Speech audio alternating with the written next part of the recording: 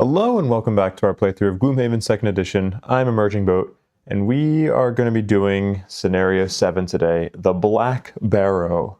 The infamous scenario from Gloomhaven 1st Edition that was the original first level, and it has now been bumped out a little bit. First we have to return to Gloomhaven though and do a city event. Come down here to our events, draw city event, and we got C43. We pull that up in Foreteller. Hey, aren't you the mercenaries who took a crossbow bolt to the chest to protect that nobleman? A dock worker looms over your table in the Sleeping Lion, pointing at you with wonder in his eyes. Is it true the doctors said you'd never lift a sword again? More people stop and stare at you. This has become a common occurrence since the nobleman was saved, who has seemingly spent every waking minute telling anyone who will listen about the mercenary that bravely stopped his assassination. You invite the gathering crowd to pull up a chair and hear your retelling of the tale. Option A. Remind the crowd that it was quite a traumatic incident, and a drink would be helpful, if they'd be so kind. Requires hero or friend of the hero. Option B. Explain they must be mistaking you for someone else.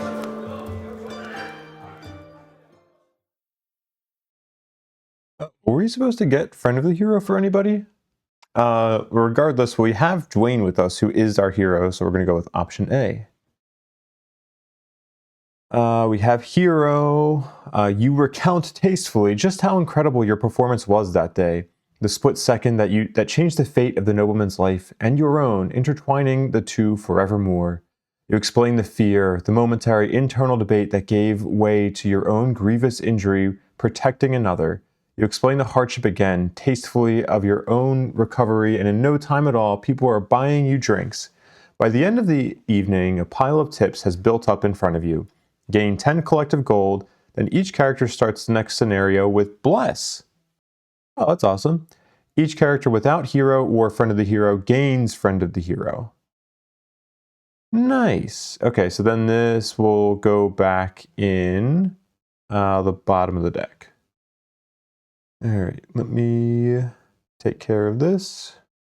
All right, I gave everybody the traits that they needed, and then I also gave Raphael all the gold since he's trying to save up for some enhancements. We have a bunch of level ups to do. I do want to buy some enhancements. I may buy some items, although actually I think I'm probably okay on items.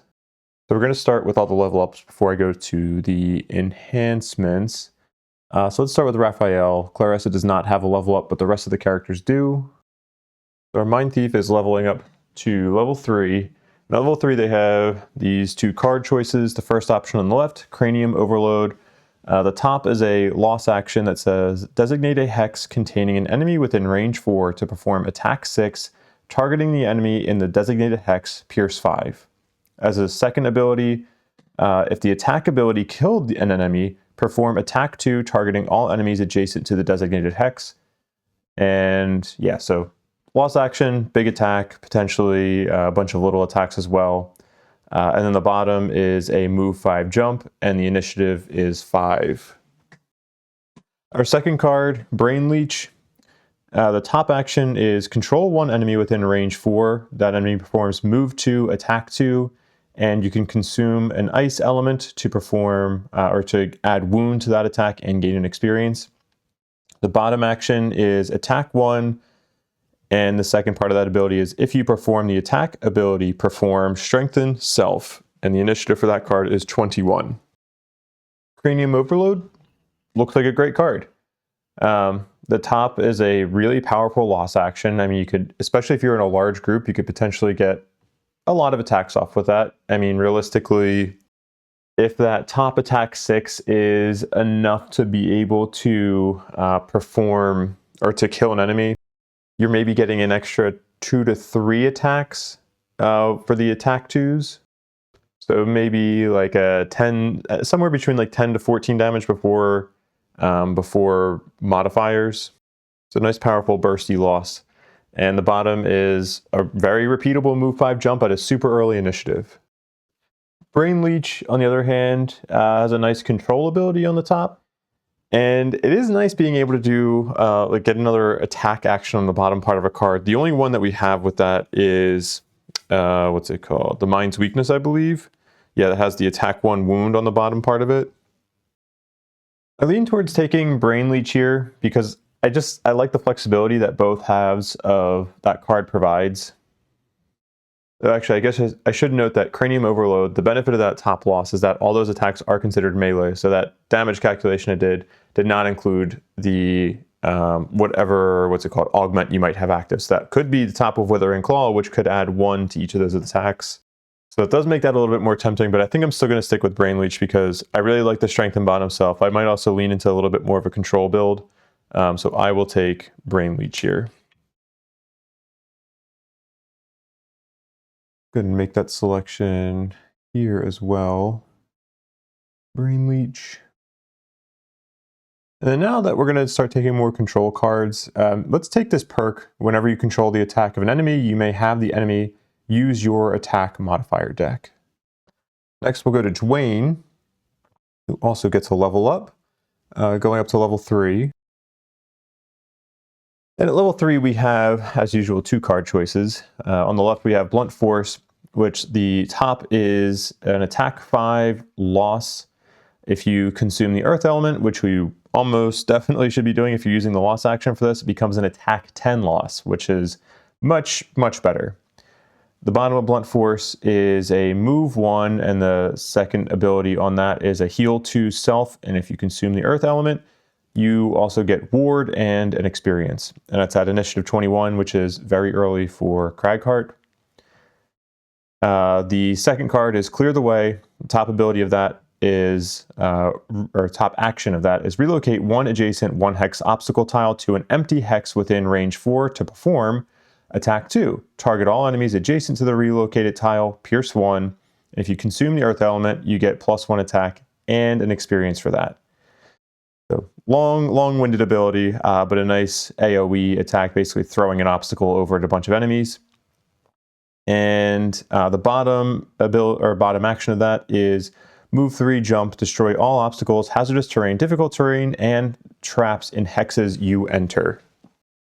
I am going to start leaning into a obstacle build with Cragheart. So to me, this is an easy choice. Clear the Way. I really like both halves of that. I with those obstacles, with the obstacle build, I want to start trying to go for a little bit more crowd control, a little bit of AoE damage.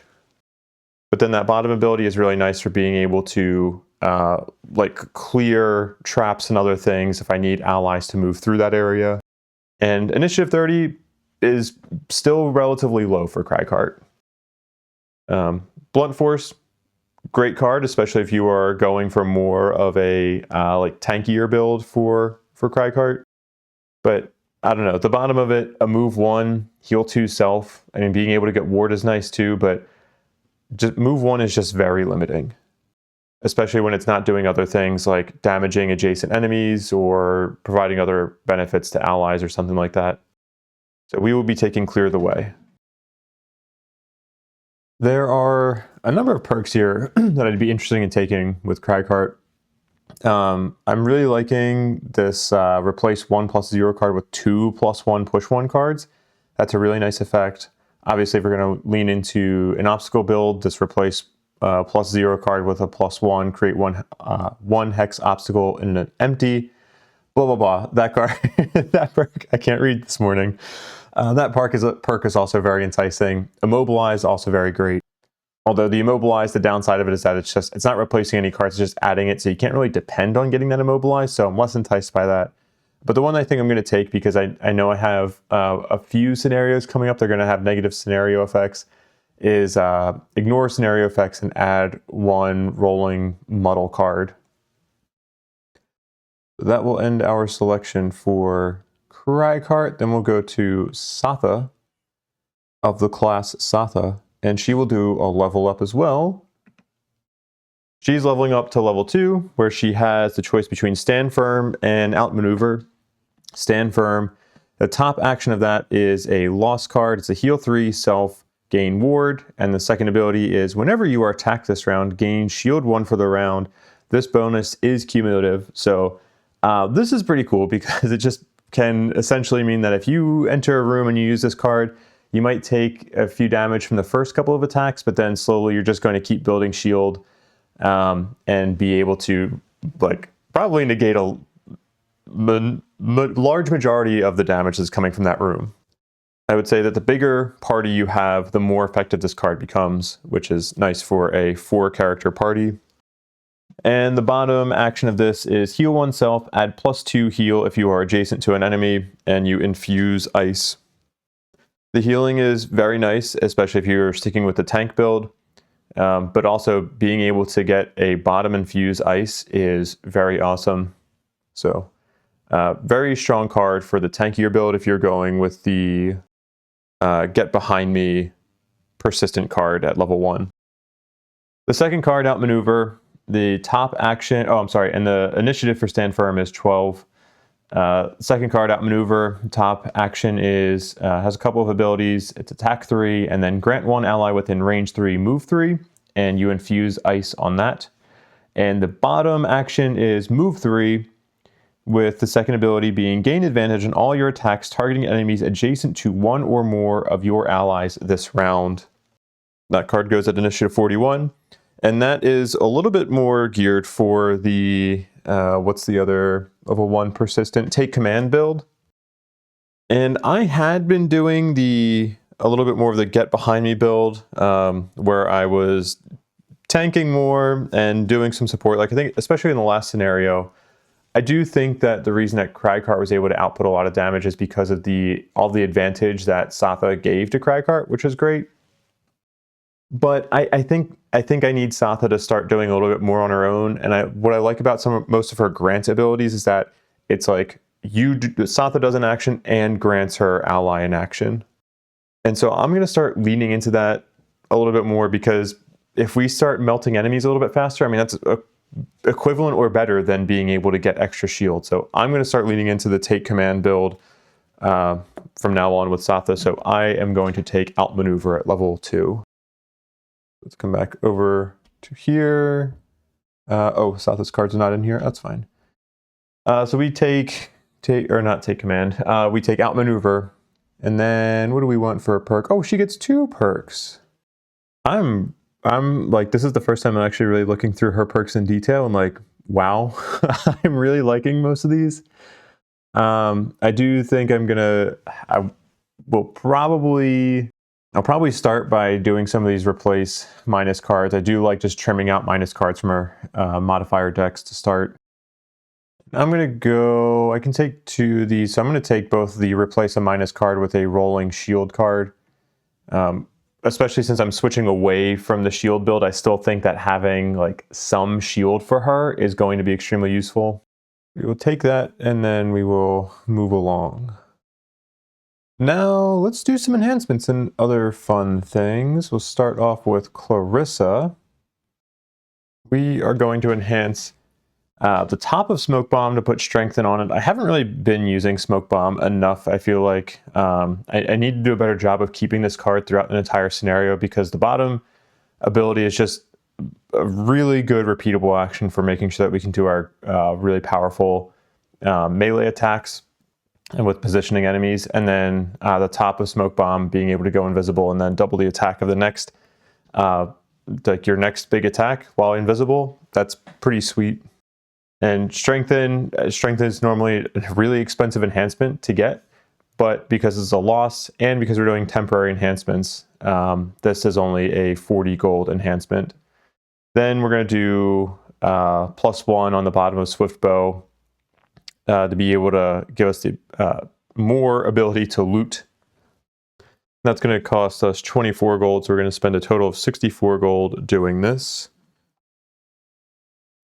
That should bring us down to 44 gold. And then we are also going to do a donation to the Sanctuary of the Great Oak. Then we'll jump over to Raphael. For Raphael, I am going to enhance the bottom of Withering Claw with a wound. I think this would have been just absolutely incredible to have on that last scenario with the flame demons and retaliate, because you could have an enemy attack another enemy to get the retaliate damage and then put wound on a high shield enemy. Plus, I don't think I'll be cutting Withering Claw from my deck anytime soon, just because I like the flexibility. I like the things that you can do between Mind's Weakness and Withering Claw with both of those augments. So I feel pretty comfortable doing this. And that will run us 60 gold. So we go all the way down to 7 gold. I'm really tempted to sell the Magma Waders, because I have the Gust Striders and I have the Magma Waders for Raphael here. I think I'm going to be prioritizing keeping the Gust Striders equipped for a while, because I really like having the jump, especially if I'm going for like a melee build and control build for the Mindthief. Getting this jump is super nice. Magma Waders are incredibly powerful, especially between like how many characters that we have that can cause enemies to do some type of forced movement. Plus, I could see scenarios where if we have Cragheart doing an obstacle build and he's creating obstacles, and then we throw hazardous terrain in like the one little path that enemies can get through, like that could lead to some just awesome direct damage, especially since hazardous terrain damage is going to be scaling up as we level up. So I think it's going to take a lot of effort to be able to maximize my use of Magma Waders, and I don't think I can do that yet, but I don't need the gold yet, so I'm not going to sell them yet. I'll keep them. Maybe I will save up for another character to buy them from the shop after the Mindthief sells them. But for now, they just stay in our inventory. Then we'll go to Dwayne, and Dwayne is going to be selling his heavy mace. I don't see him equipping this. I'd rather have the 10 gold, so we sell that. And I am going to just enhance, for now, I'm just going to enhance Massive Boulder with a +1 to range. The range 2 is so limiting, and I really felt that in the last scenario. So this is a relatively cheap enhancement at 24 gold, just to be able to get a little bit more flexibility out of Massive Boulder. I'd really love to be able to save up to enhance the top of Clear the Way, the new level 3 card that I just got with Cragheart, like being able to add a +1 attack to it, because that would be, potentially bring it up to an attack 4 on a number of enemies and a non-loss. That would be amazing, but I think that would cost about 120 gold, so I don't know if that's going to be happening anytime soon. That'll bring us down to 31 gold. And then do I want to donate again? Let's check our party sheet here. Yeah, you know what? I think we should. Let's donate again. Donate 10 gold. Cool. And then I really need to start focusing on helping Cragheart to work towards his personal quest, because I have not been focusing on that. This will be our, 7th scenario, and I've only done this once, so 1 out of 6. He didn't participate in 1, so 20% of the scenarios he's been doing this. That's it. That is not a good enough rate. Then we go to Satha. I probably won't be enhancing anything with Satha. Yeah, she's only got 30 gold. I need to get a better feel for her before I decide if I want to enhance something or what I want to enhance. So that should wrap up everything that we need to do in Gloomhaven. So we'll set out for our scenario. We are going to be doing Black Barrow Scenario 7, pulled up in Foreteller. Oh, first, actually, I need to do the road event. So let's do set scenario number 7, road event, R11.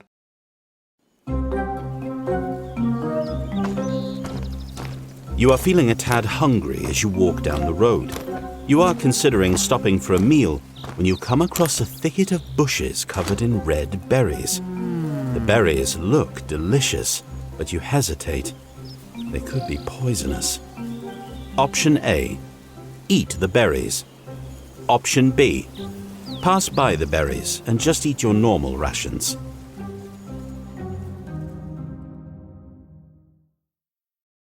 Ooh, I think there's a couple of similar road events like this, and I think one is good, one's bad. I also forgot to mention, I am actually going to do this scenario again with 4 characters. I wasn't planning on doing it, but I want to actually work on being faster with 4 characters, so I'm going to practice. So that being said, I would rather reduce the variability of this. I'm just going to pass by the berries. We're not going to risk it. If I happen to lose... let's see, option B. Not wanting to regret making a stupid decision, that's accurate. You refrain from eating the berries and continue down the road. No effect. Okay. And we would have gotten poisoned. Okay, so red berries equals poison. I don't remember if the other card or cards have different colored berries, but I think they do. Let's resolve this.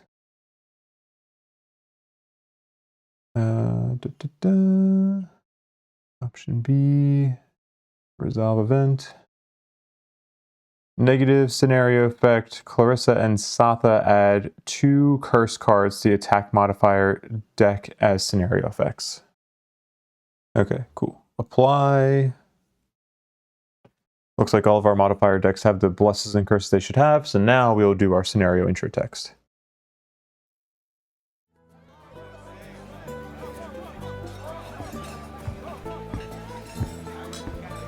A courier approaches you in the Sleeping Lion with a red envelope containing an invitation to a meeting with the Merchants Guild. Not in the guild headquarters, but in a penthouse owned by the guild where the real business gets done. You travel to Gloomhaven's coin district and enter the sprawling apartment. Its fabulous view of Merchant's Bay completely blocked by the 2 mountainous inox standing in front of the windows. The bodyguards stare at you, unblinking as you wait. You study the tattoos on their necks, complex spiral patterns that spread down their right arms and elsewhere under their scaled armor. After a time, you hear muffled voices from another room. Then a door opens, and a Valrath dressed in red silks steps into the room. Jekserah, the merchant who gave you the job that kicked off this sprawling adventure, gives a wide smile. You're late. It's an observation, not an accusation. Welcome, mercenaries. Her gold bracelets jingle as she pours a glass of wine. Don't bother sitting. You won't be here long. I've heard that you're doing odd jobs around the city, which must be terribly boring. The merchant says, leaning back in a comfortable chair. And since you've proven so helpful in the past, I'd like to offer you more reliable employment. I have no end of interesting and profitable opportunities for talented mercenaries like yourselves. She takes a sip of wine. To begin, I want you to find a thief. He took some important documents that I'd like retrieved. Jekserah says, her tail whipping about in agitation. I don't care what you do to him. Just bring back what's mine. The merchant waves a hand, and her bodyguards take a step toward you. You take the hint and find your way out the door. Following rumors based on the merchant's description, you track the thief to a small hill jutting from the edge of the corpsewood, looking like a rat under a rug. You draw closer and find a small overgrown entrance leading to a worn staircase that descends into darkness. You're just wondering who would make their camp in such a horrid place when you reach the bottom of the stairs and find your answer. A rough group of cutthroats who don't seem to appreciate your sudden appearance. Their leader stands at the back of the room. He matches the description of your quarry. Take care of him. He orders, retreating down a hallway. The other thieves obey, drawing their weapons and closing in.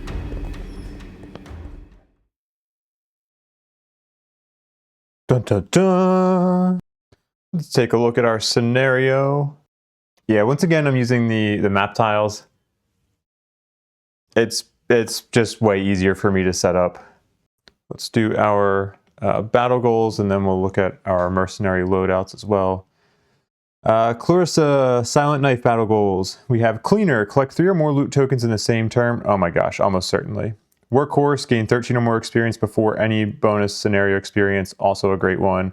Duelist, never exit a hex adjacent to an enemy except through forced movement. She has all sorts of good ones. I really like all these, but I'm going to take Cleaner because that's just going to line up with all of her objectives. So that should be the simplest for her to get. Raphael, our Mindthief, Hunter, kill 1 or more elite enemies or 2 or more for 4 characters. Okay, potentially. Slowpoke, move no more than 2 hexes on each turn. That should be reasonably doable in this scenario. And Wallflower, end each of your turns adjacent to a wall, obstacle, or objective. Oh yeah, Wallflower we've already gotten that one twice for Raphael so far. I'm going to do that one again because this should be a pretty easy one to do this scenario. We have some tight corridors around here, and I can definitely see situations where I'd want to move more than 2 hexes with Raphael since he's a little bit more melee focused. So yeah, let's choose Wallflower. Dwayne, our Cragheart, Streamliner, have 5 or more total cards in your hand and discard pile at the end of the scenario. Okay, potentially. Sleeper, have 1 or more cards in your hand each time you rest. I don't like that, doing that one. And then Masochist, end the scenario with a hit point value of 3 or less. That kind of aligns with his battle goal of trying to keep a low health. Or sorry, not his battle goal, his personal quest. But the battle goal can be completed if you exhaust and the personal quest cannot. Yeah, you know what? I'll take that one. If anything, it's just easier for me to kind of think about less different things to think about. Then Satha, our Satha. Sluggard, perform a long rest while at your maximum hit point value after you have... Oh, I have bad memories of this from trying to get it with Dwayne. Ravager, perform 2 actions with lost icons in the same turn. That's always just a fun one to get. And Straggler, never short rest. That can be pretty restrictive. I'm going to take Ravager just because that kind of leads into a lot of things I like to do.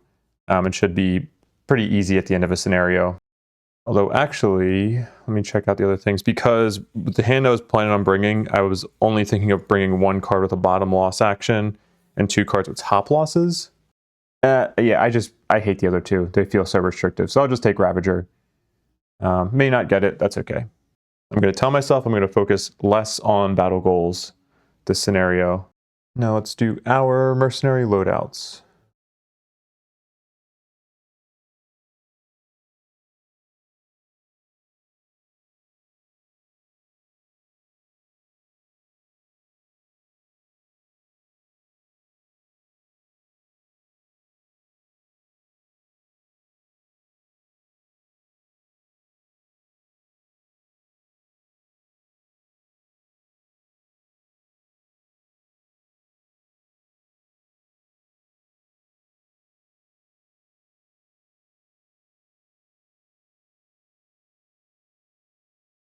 All right, I'm going to swap some of our characters' positions around here. Let's go Cragheart here, Clarissa there, you there, Raphael, and then Satha will keep on the side. Okay, for round 1, I'm going to focus on a little bit of crowd control and trying to gear up for a bigger turn, a bigger round next round. Hopefully we don't take too much damage in this round, but we're going to start off with Raphael going early, getting an attack 2 and immobilize off on one of the guards around here. I mean, most likely one of the elite guards, so we can mitigate some of that damage. And then we'll be commanding this elite guard 3 over here to do an attack 2 wound on Archer 5. And that way we can slowly just bleed out that Archer 5 in the back there so they don't last too long. Then Satha will go get out the bottom of Take Command, and then we're going to do an attack 2 at range 3 on probably this elite guard here, and probably end up strengthening Cragheart so that Cragheart can do the top of Dirt Tornado. Although I may actually give the strengthen to Clarissa. I'm undecided. Then we'll be going with Dwayne. Dwayne is going to create an obstacle next to him because we want to prepare to use his new level 3 card. I forget what it's called. Clear the Way. We want to use that next round. So we're going to prepare for that and create an obstacle next to us, generate earth or infuse earth. And then we're just going to use the top of Dirt Tornado, not necessarily for damage, but mainly for muddle and for damage mitigation in this round. And lastly, we will go with Clarissa, who's going to be going at a very middling initiative at 39. We're going to get out the top of Stick to the Shadows and the bottom of Hidden Daggers. You know what?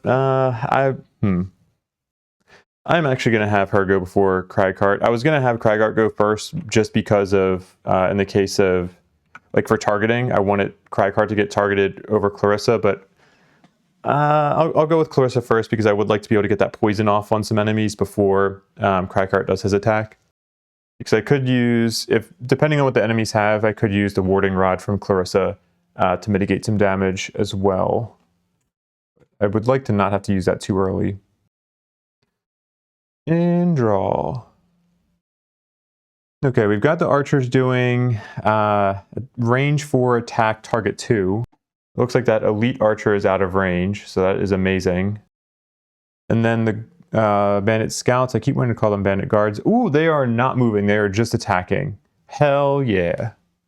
That is a huge advantage for us. Also, hopefully reducing the exposure there on that camera makes it a little bit easier to see the standee colors. Hopefully it's not too dark. All right, let's kick this off. We're going to start with Raphael. And let's do this attack 2 on regular guard 5 since that guard doesn't, or scout, dang it. It's a scout, not a guard. Since that scout does not have shield, the elites do have a shield. So yeah, all right, we'll do attack 2, infuse ice, attack 2, immobilize, but immobilize isn't going to matter. That'll be 3 damage to you. And immobilize. And we will infuse ice. And then we will use the bottom of Withering Claw to do an attack 2 wound. By controlling guard 3, we're going to have this guard attack archer 5. And we get to use our modifier deck with our new perk. So attack 2 wound. Ooh, baby, that's 4 wound. Ooh, that's great. 4 damage and wound. Nice. Discard both of those and end Raphael's turn. Next will be Satha's turn. I need to go off. Oh wait, no. What am I doing?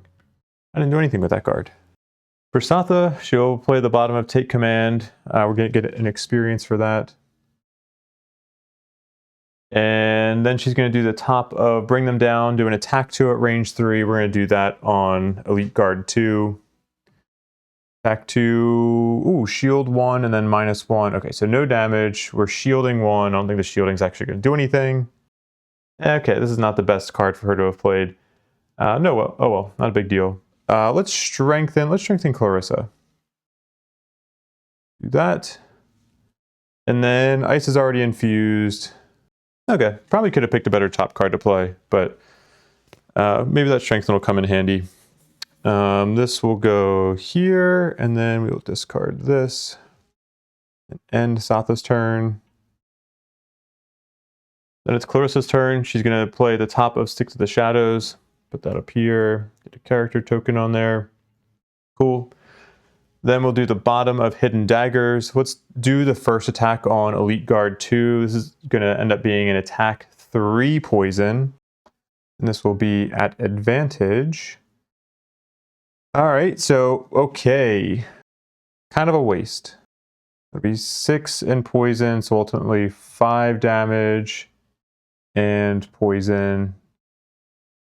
-5, and then we poison. Dang, what a waste of bless. Or strengthen. Or both. And that is a count of Stick to the Shadows. And then we'll do the other Hidden Dagger on.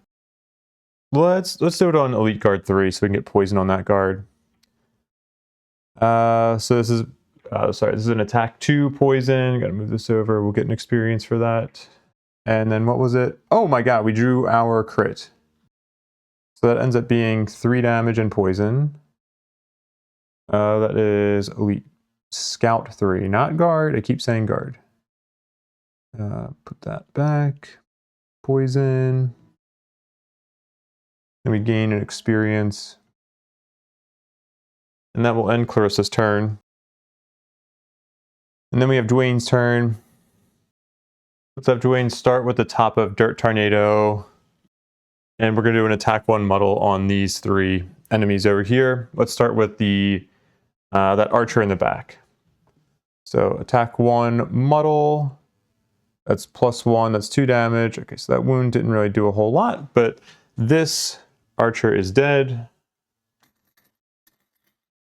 Then next, let's do the attack 1 muddle on Scout 5.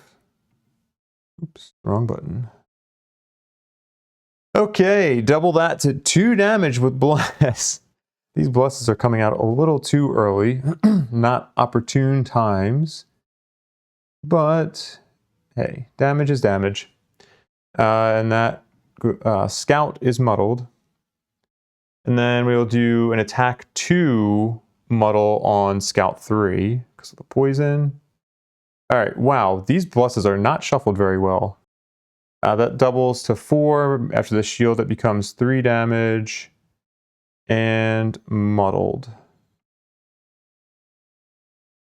Then we will create a 1 hex obstacle in a spot next to us. I don't want it to damage my ally, so I'll just do it here. And then we will infuse Earth. And that will discard those cards. And end Dwayne's turn. Then we go to the archer. Only 1 archer left. That is range 4 attack. Nothing happens. Fantastic. Then the scouts all go, and again, they can't do anything either. So their turn is over, and that ends the round. For round 2, we're going to go early with Clarissa, who is going to pull guard 3 close to her. Clarissa is going to do a pretty big attack on guard 3, probably not killing it, but that's okay, because Satha will go shortly after that. And Satha is going to have Dwayne use Clear the Way. So Dwayne is ultimately going to get an attack 4 on these 3 enemies because we have Take Command out. And, oh, actually, let me rethink something here. Never mind. We're going to keep it as is. Yeah, then we're going to use Combined Might, bottom of that, to move, probably, depending on what the enemies are going to do, we'll probably move closer to them just to try to protect our allies. And we should be able to get a ward off on ourselves and somebody else.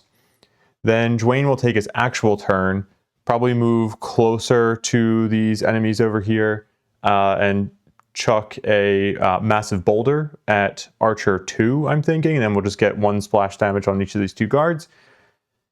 And then Raphael is going to go late in the round, move up towards one of those remaining guards and get the Mind's weakness out.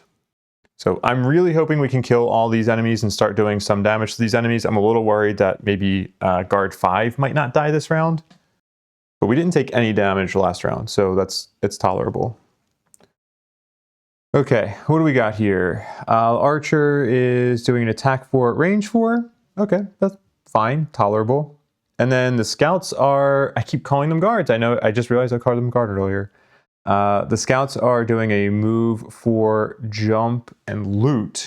You bastards better not take any of my loot, I swear.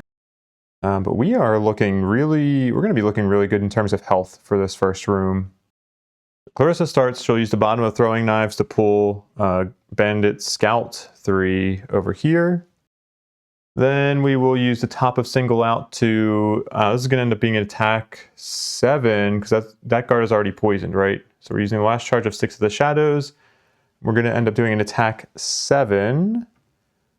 +1, 8. It's shielding 1, so I think we deal 7 damage there. All right, that's great. And then we will get an experience for that.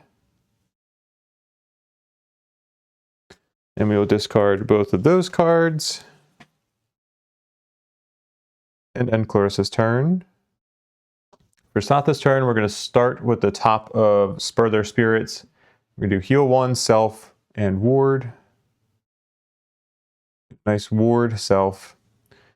Then we will do one ally within range 3 may immediately play one card from their hand and perform top or bottom action, blah, blah, blah. We're going to get an experience for that. We're going to have Dwayne perform the top of Clear the Way as I pull that out. So we will relocate this little barrel here. We're going to put it there. And we are consuming the earth element. This is going to give us an experience with Dwayne. And this is ultimately going to be an attack 4 on each of those enemies. Let's do attack 4 on Scout 2. So I think that one's poisoned. Yes, this is actually an attack 5. I need your table. Attack 5 plus 1, 6. Okay, that absolutely demolishes that. After shield, it's only 5 damage. Scout 2 is dead. Put a coin there. Then attack 4 on Scout. Let's do Scout 5. Scout 5. Ooh, muddle and ooh, all right, +1. The muddle doesn't matter. That is 5 damage, and I think that, yep, that Scout had 5 health remaining. Oh, baby. All right, so that Scout is dead. And then we also do an attack. This will be an attack 5 on Scout 3 after the poison.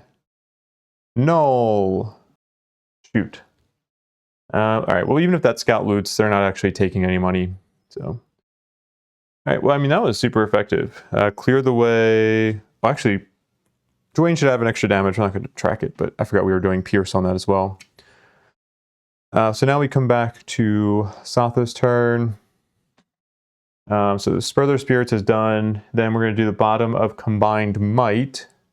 And let's move 1, 2. Let's stay within range of being able to give Clarissa ward. So we're going to consume that ice, give us an experience, and we are going to give Clarissa ward. Discard those, and we will end Satha's turn.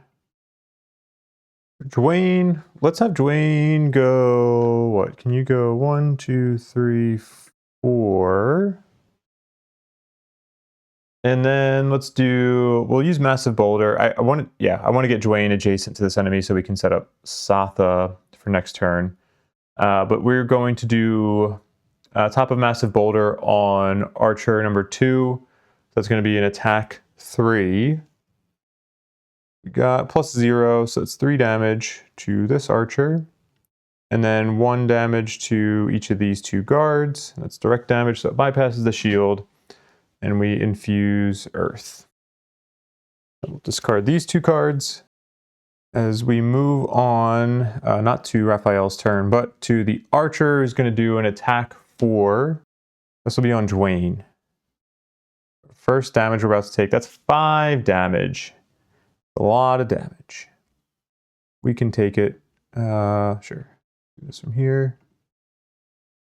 Okay. Archer is done. Then these bandits, bandit scouts will go. Loot does not affect how these monsters move. So the only one that's going to do any movement is Scout 6, who will just go here. No money tokens are looted, thankfully. And the scouts are done. Then Raphael goes last. Oh, actually, before we get too far, I'm gonna retcon something. I'm gonna have Dwayne have moved here, which would mean that this scout would have moved here. Oh shoot! That also means the archer would have done an attack against Satha instead of Dwayne. Okay, yeah. Sorry, I'm kind of backtracking a little bit here because this does affect the damage because this. This is not my intent, but I do want to make sure that Clarissa is set up for her next turn, so I am still going to do this. But Satha will, instead of taking that attack 5, which would become an attack 2. Okay. Now we'll go to Raphael's turn. Raphael will do move 4, 1, 2, 3, 4, land on that money token. Go there, let's collect that loot. Actually, no, I would not get that loot because that means the scout would have looted that. All right. Yep. Too bad. I'm not going to retcon my retcon. We will use the top of Mind's weakness. We'll get an experience. And we're going to do an attack. This will be an attack 3 on Scout 4. And let's use Poison Dagger. Let's actually use that effectively. So it's going to be an attack 3 poison. Plus 0, so it's going to be 2 damage and poison to Scout 4.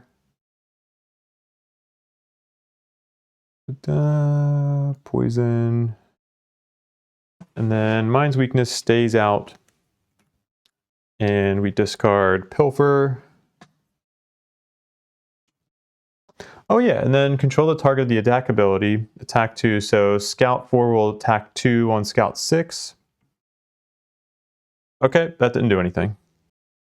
Now Raphael's turn is done. That'll end that round. Oh, and then this is discarded.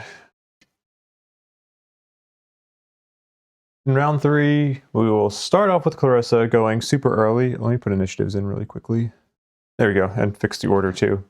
Clarissa's going to go super early and kill this scout number 3. Then she's going to land on a money token somewhere. I'm also thinking that I'll have Raphael start to come back towards this archer and maybe do both of the attacks on there. I might do the bottom of Brain Leech first and then do the top of Scurry, so that way we get a small attack on this scout and then a bigger attack on Archer 2. Depends on what they're going to do and if I need to prioritize killing one of them. Similarly, I'm trying to go for some flexibility with Satha. My preference would be that she's able to do the top of Wolfpack Tactics to do an attack 2 on one of these scouts next to her, and then grant another ally essentially attack 3 on a scout, maybe that archer if that archer's not dead. But we also have Dazing Sweep, the top of Dazing Sweep, in case we want to do an attack on both Scouts 6 and 4. Then Dwayne will be going a little bit late, but we'll be doing the attack 3 push with Crater. I don't think I'll be going early enough that the push will be useful for getting an enemy away from, like, if an enemy is going to do like a big attack without a move, one of these scouts. I don't think we're going to get much use out of that. It's just, I'll just do an attack at range on some enemy that's left. I'm hoping we can finish out this room by the end of next round. Here and draw. Archer is doing an attack 5 at range 3, so it is a big attack. And then these scouts are, the scouts are doing a big attack as well. At least Dwayne's going to be going before them, but the push won't really matter because they are still moving too. But we want to try to kill as many enemies as possible because of all the big attacks. All right. Well, Clarissa's turn does not change. She's going to do top of Sinister Opportunity and get an attack 5 at advantage and gain an experience. On Scout 3, and that Scout's poison, so it's actually an attack 6, 7. So then that's Scout 3. So that will be, oh shoot, I definitely screwed something up. Because Scout 2 is left here, but it should be Scout 3. I'm going to assume that in all the cases I've been doing enough damage that this doesn't ultimately matter.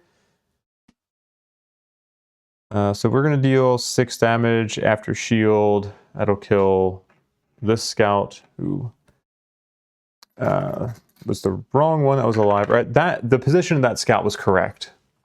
I think I just killed the wrong one before in Secretariat.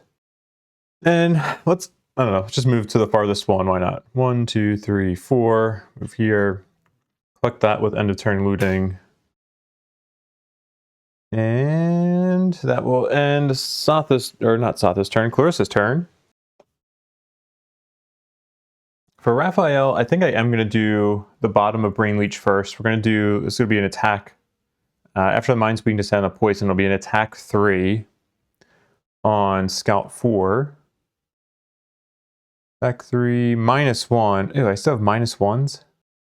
So that's just going to be 1 damage to that scout. Then We will do the, oh, and then we're strengthening. Let me do that really quickly. Strengthen, then we will move 3. 1, 2. Ooh, is this a bad idea? It could be, but let's say at the start of Clarissa's turn, we'll say that she used Warding Rod. She would have been, what? She would have been here. Raphael would have been here. Yeah, so she can use Warding Rod. We'll say that she gave Ward to Raphael and Satha. Okay. Ward. Now I feel less bad about doing this, but this could still potentially be a lot of damage against Raphael if we don't get good modifier draws here.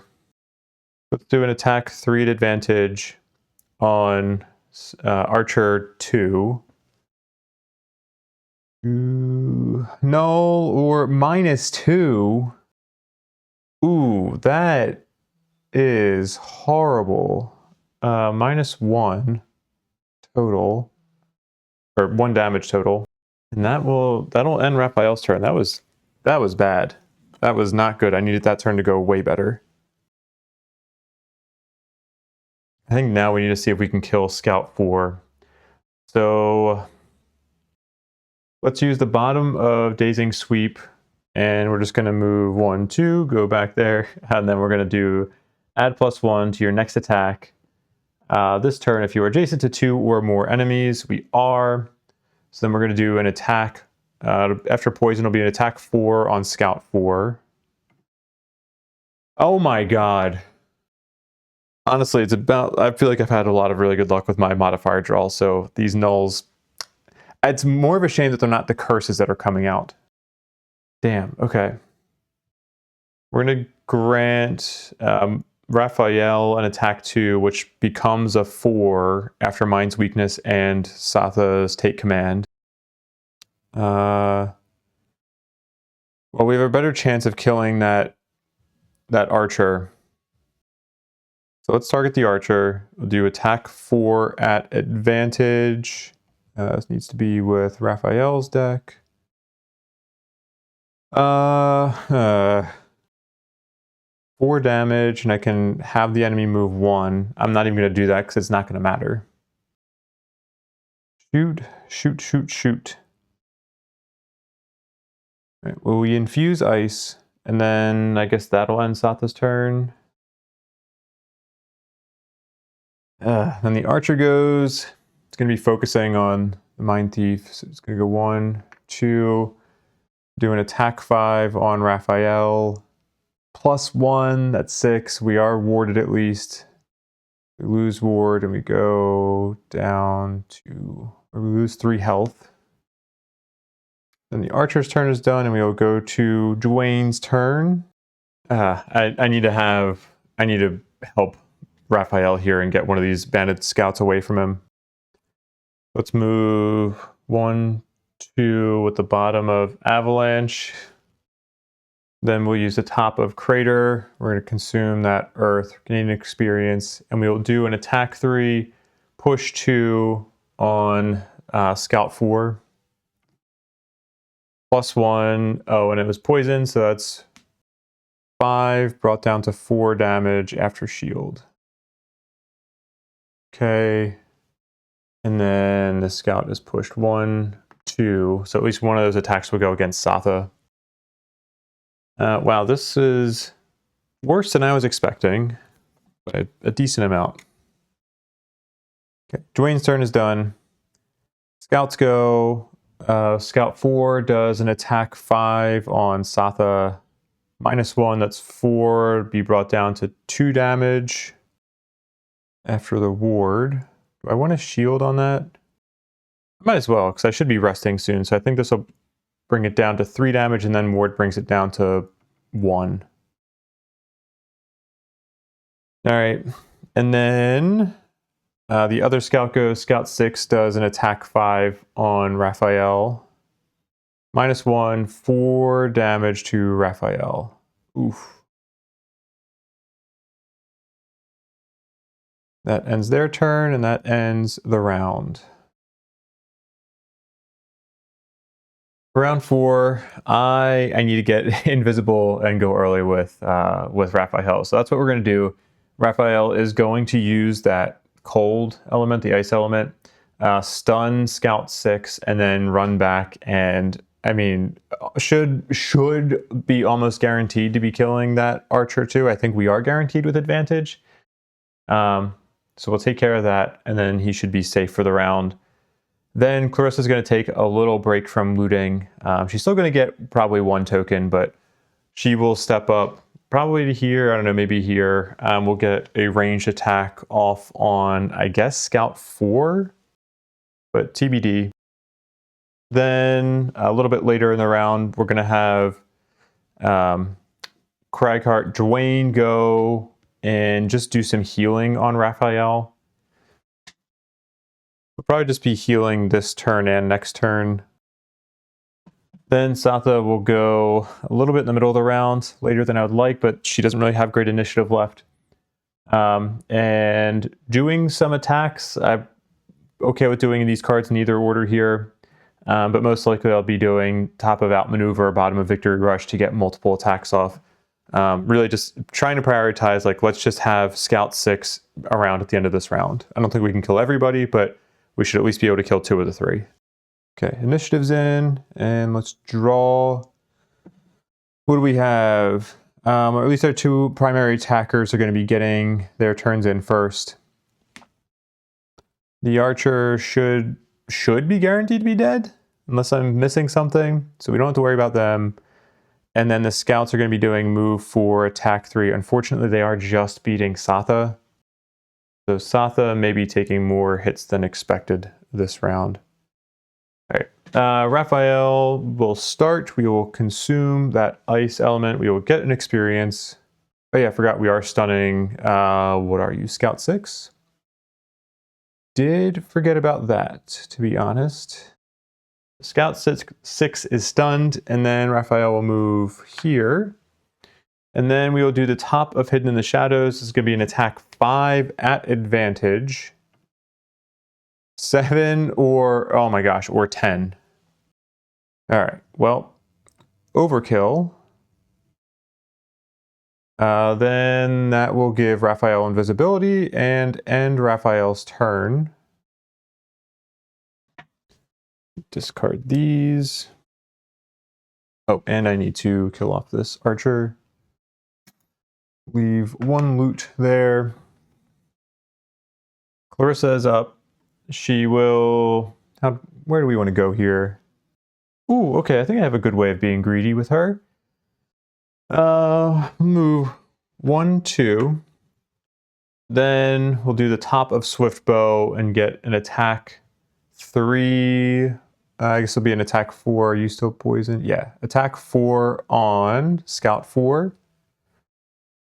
+1, please. Yes, +1. That's 5. And then after the shield, that's exactly what we need to kill that scout.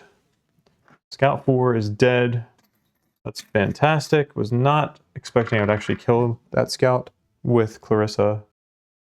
And that will end Clarissa's turn. That'll bring up Dwayne's turn because the archer is dead. Dwayne is just going to... we got to move closer, right? Yeah, because it's a range 2 heal. So let's go 1, 2. Then we'll heal 4 on Raphael. 4 and infuse Earth. That'll end Dwayne's turn. That brings us to the scout's turn. The scout is stunned, so their turn is over. Then, yeah, let's stick with the top of outmaneuver. So we'll do an attack 3 on Scout 6. +0, so it's going to be 2 damage after the shield. Then we can grant an ally within range 3. It's actually going to be move 4. So let's have... maybe just go there so we keep Raphael adjacent to the enemy.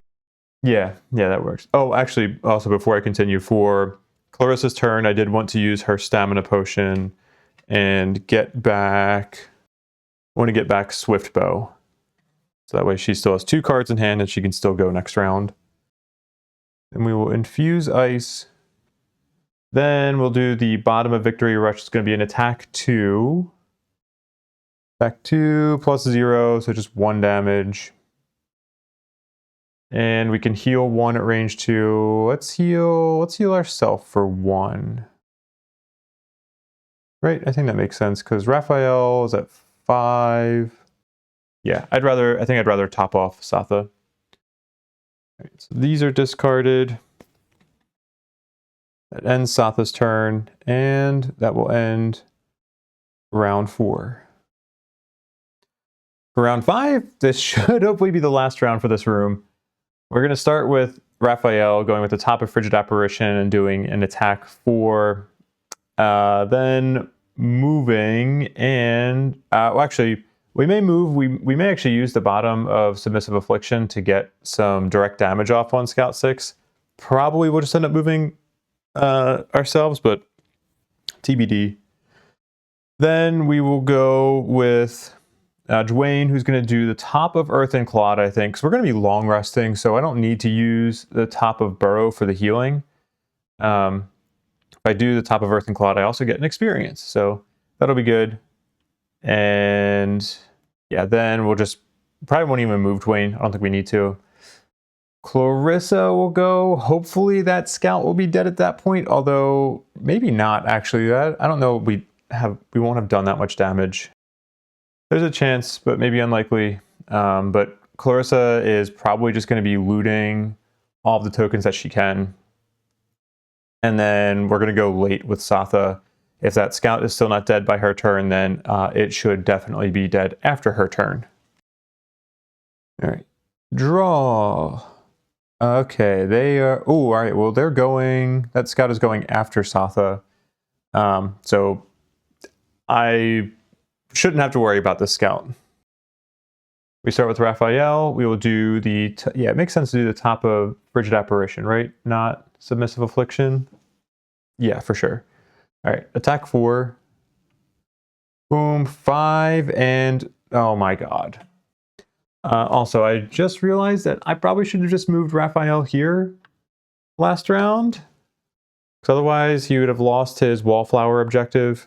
I don't think it really changes much, so we're going to say that's okay. But let's talk about this null, because that's really, really dumb. We're going to infuse ice at the end of our turn, but we are going to use... I'm going to use the bottom of Submissive Affliction to... Do I want to move that scout anywhere? No, I'll just keep them there. Yeah, I'll just keep them there. Dang. Yeah, we're going to use that ice, gain an experience, and we're going to cause 2 direct damage to this scout. That will end Raphael's turn. Oh, we did also infuse ice at the end of his turn. Clarissa... Oh, wait. Why? Oh, I meant to go at 36 with Clarissa. I put that in incorrectly. I intentionally wanted to go after Dwayne so I had a higher chance of looting. So Dwayne is up. We're going to use this earth just so we can get an experience. And we will do an attack. Attack 2, immobilize, although immobilize doesn't really matter. This is Dwayne's turn. Attack 2, immobilize. All right, 4, which gets reduced down to 3 damage. But that's pretty good. And then I'm not going to use the bottom of Barrow at all. I'll just ignore it. So that'll end Dwayne's turn.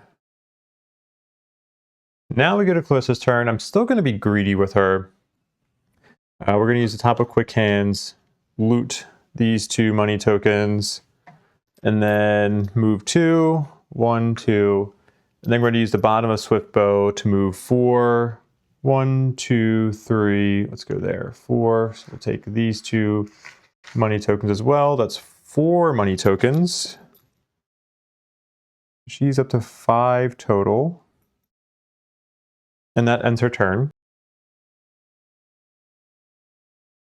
And now we're on Satha's turn, and I'm going to be real upset if I draw another null, because let's see, he has effectively 4 health left.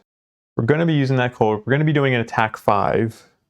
The only cards that could really screw us here are the null and... All right. I'm gonna assume Karma's got my back now. Come on, please. We're gonna use ice first. Get an experience. Oops.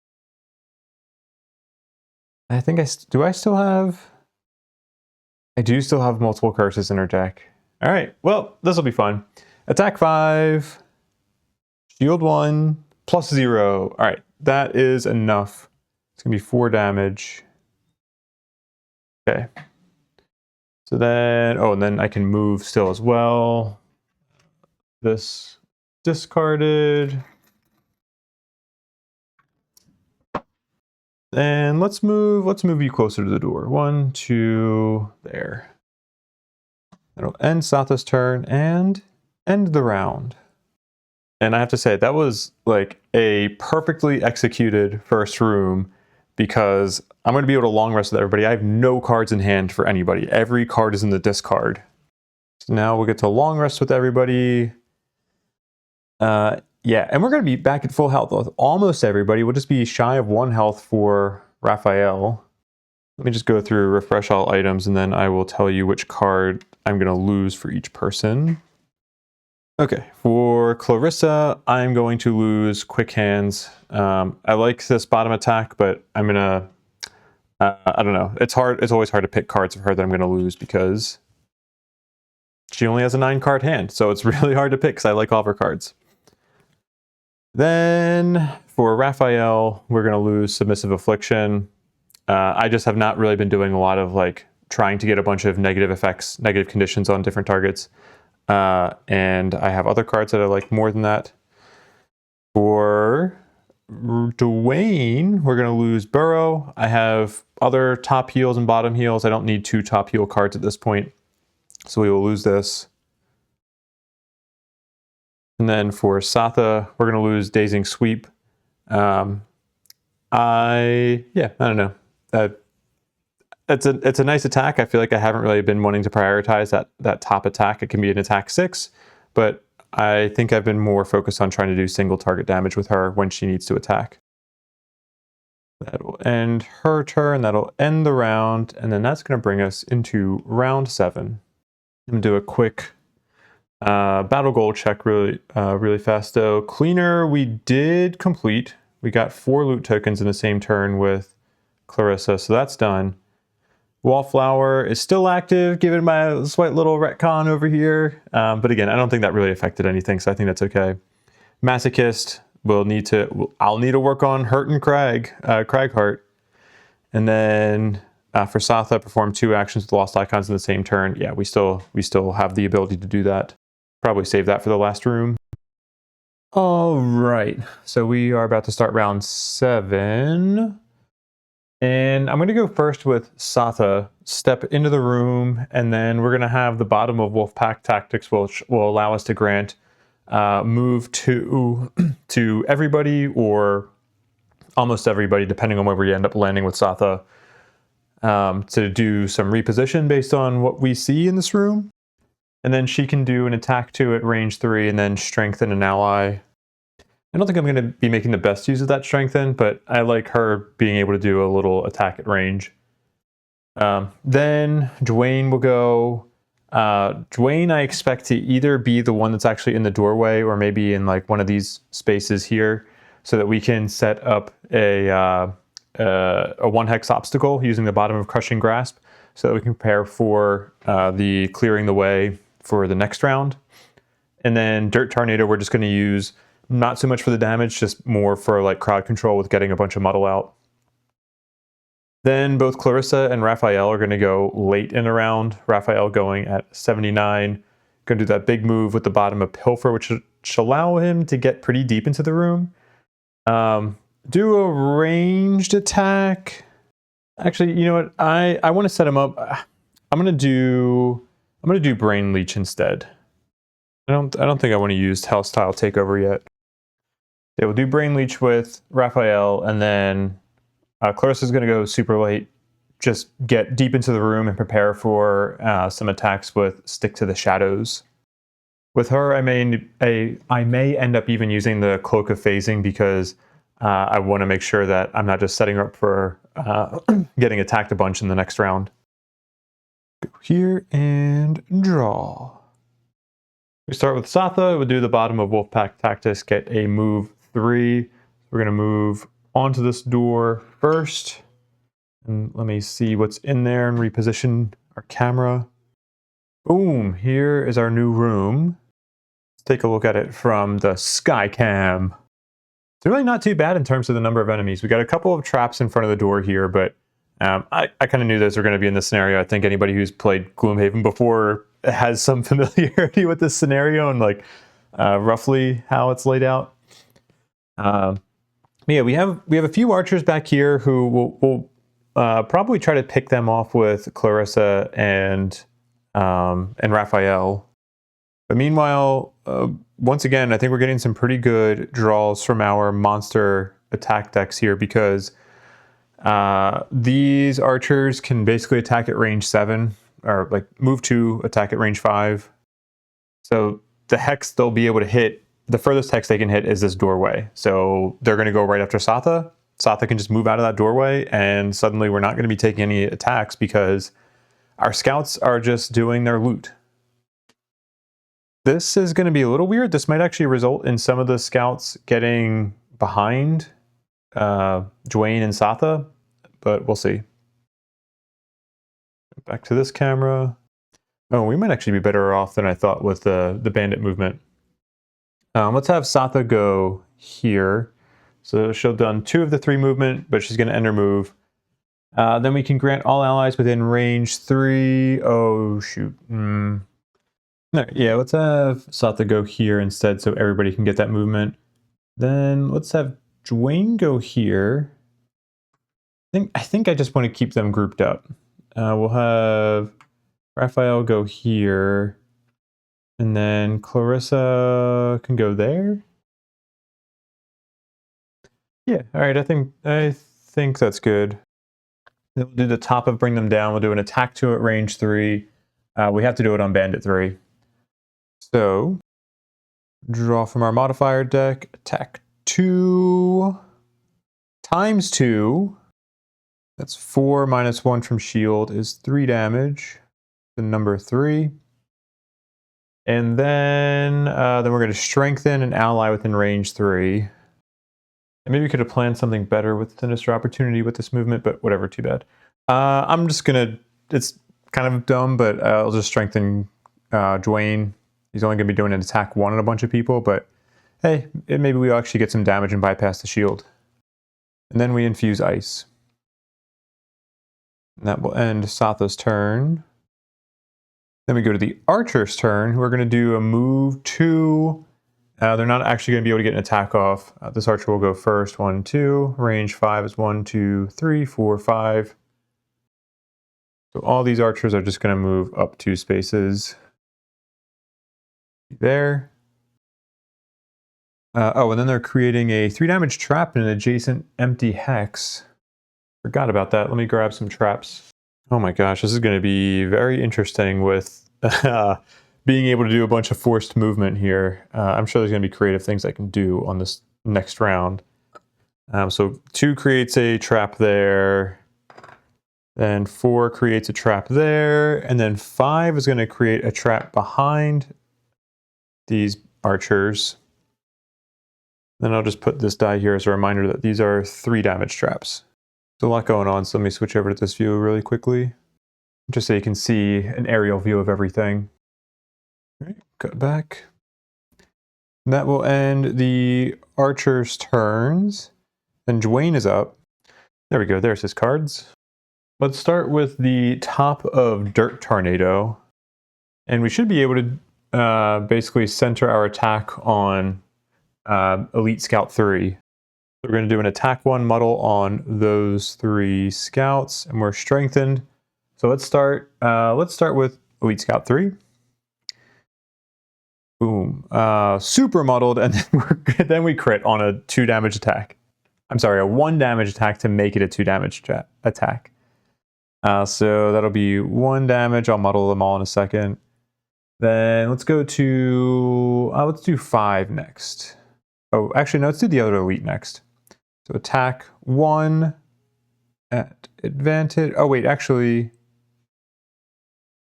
This +0, I think, should have been from the advantage for the last attack. So it should be +1 or +0. So the first card in the last attack was a rolling modifier.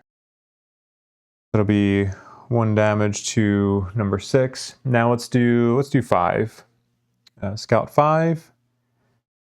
I'm just going to do these one at a time here. Okay, so Bless, that's 2 damage or -1. All right, so we're going to do 2 damage to, I think I said number 5. And then attack 1, advantage 1 or 1. So just 1 damage, and then we're going to muddle all of you. Boom, boom, boom, muddle, muddle, muddle. Okay. Then we'll do the bottom of Crushing Grasp. And we don't really need it, but let's put a... we're going to put another 1 hex obstacle just right behind us, because we can't block that doorway. Turn this camera here a little bit so you can see a little bit more. And then we will infuse Earth. And that's going to end Dwayne's turn. Now we come to the scouts, and Scout 3 is going to move first and go 1, 2 there. Scout 6 will go next, and just move 1, 2. I guess they would just go there. Then Scout 1 would go here. Scout 5 would go there. I don't even know why I bothered muddling when they were just going to be looting. Well, you know, they're muddled, so it makes sense why they didn't actually find any loot, because they were just so confused. That brings us to Raphael's turn. How much health do these archers have? All right, I hope I'm not overthinking this. I am going to do the bottom of Pilfer first, and we're going to use our Gust Striders to add jump to that. We're going to go 1, 2, 3. I specifically want to go here. Then I'm going to use the top of Brain Leech, and I'm going to control... It may seem like the right thing to do is to move one of the enemies, like one of these archers, into these traps, and that may very well actually be the smart thing to do, but I'm thinking ahead to next round. And I think I can use those traps in other ways next round. I can't wait to jump forward to next round and be like, oh my god, I didn't think about this, I can't do this, but I'm gonna try it anyway, because I think I've planned this out. We're going to... I don't really need to do this. I'm more doing this for the... what's it called? The experience. We're going to consume that cold, get an experience, and we are going to have this Bandit Scout move here, and then do an attack 2 on Scout 5. Ooh. Okay, that's going to be 2 damage to Scout 5. I don't think I want the Scout to move. But Scout 5 is also wounded. And that will end Raphael's turn. Which brings us to Clarissa's turn. She's still going to do her move 5. We're going to use her Winged Shoes. I'm not going to use Cloak of Phasing. And we're going to go 1, 2, 3, 4, 5. Right there. And then we're going to do the top of Stick to the Shadows. Put that there, a little token on there, and we're preparing for some big attacks coming up. That ends Clarissa's turn and ends the round. Maybe you're starting to see what I was setting up for. Maybe it was super obvious to you what I was setting up for, and you're like, emerging boat, oh my god, this is so obvious what you need to be doing. But it took me a couple minutes to think about it. We are going to go super, super early with Clarissa. I can't remember if the archers actually can beat this. They might actually have an initiative 3. I feel like I remember saying this a couple scenarios ago of like, oh my god, I can't believe they can beat Clarissa. Anyway, she's going to do the bottom of Throwing Knives to do pull on Archer 2, pull her through these 2 5 damage traps. Yes, they are 5 damage each, double checking, which will kill that archer just outright. And then she's going to do a nice attack on this Elite Scout 6 over here. Then our Mindthief Raphael is going to use the bottom of Perverse Edge. We're not going to take advantage of that stun, unfortunately, but I don't think we'll really need it. But he's going to skitter on back to the little back lines over here. We're going to do an attack. It'll end up being an attack 5 at advantage on Archer 5, who only has 6 health. So we should be able to kill that Archer. Fingers crossed, knock on wood. There's a chance I don't. I think we'll be okay if I don't, but hopefully we'll just get the kill. Then comes Satha's turn, which is the big one for why I wanted to move Archer or Scout 6 out of the way, because she's going to do Spur Their Spirits, which is going to allow Dwayne to play Clear the Way. Just put that there. So he's going to be able to just throw one of these obstacles into this spot here and do an attack 4 on a bunch of different enemies. Hopefully we'll kill most of the scouts. How much are they left? That's probably the thing that I'm underestimating here is how much health these scouts have left. Yeah, we're not going to kill most of them. Okay, so I'm probably going to take more damage than I was initially expecting from these scouts because they're not all going to die. But Satha will also be able to do an attack 2 with Bottom of Victory Rush. Then Dwayne will go last at initiative 25. Actually, let me put everybody's initiative in now. And it'd be great if like this Scout 3 is dead, so that Dwayne can kind of move into the room and then do like throw that boulder at somebody. It'd probably most likely be at the scouts.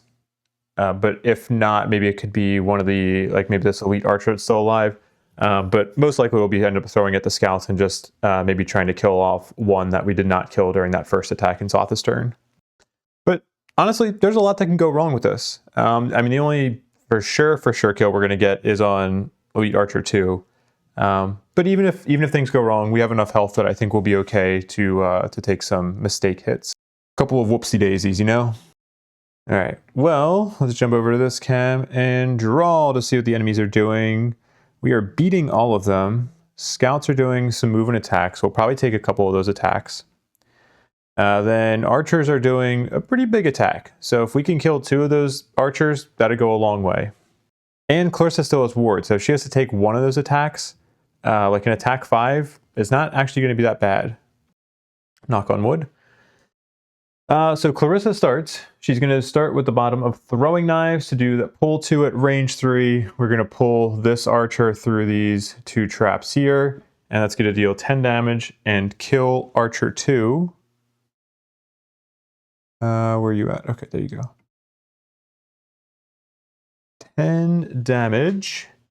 So these 2 traps get destroyed, and then we will put a loot token right in front of Clarissa. Ooh, so tempting. Then after killing that archer, she's going to turn right around and do the top of flanking strike, which is going to end up being an attack 6 because we're going to use a charge of Stick to the Shadows. It's going to be an attack 6, and we're going to gain an experience. Gain that experience. Attack 6, what do we got? +1, that's 7. It's going to end up being 6 damage after shield. That is great, and this guy is going to get poisoned, or gal, or whoever they want to be. And that will end Clarissa's turn. Boom. Next, we have Raphael's turn. We're going to start with the bottom of Perverse Edge, skip that element consumption because we can't do that. We're going to move 1, 2, 3. Then we will do the top of Hidden in the Shadows, which is ultimately going to be an attack 5 at advantage because we have +1 from our enhancement, +1 from the Mind's Weakness. So attack 5 at advantage. It's either going to be +0 or +1. Hell yes. Thank you. Thank you, thank you, thank you. That's 6 damage. That kills Archer 5. Drops a money token there. And then Raphael gets to go invisible. Hell yes. And that will end Raphael's turn. Then we have what should hopefully be the big shebang for this room. Satha is going to do the top of Spur Their Spirits. She's going to get an experience for that. She's also going to get ward. Love having ward on Satha. Does she need to heal? She does not. She's already at full health because she is a badass.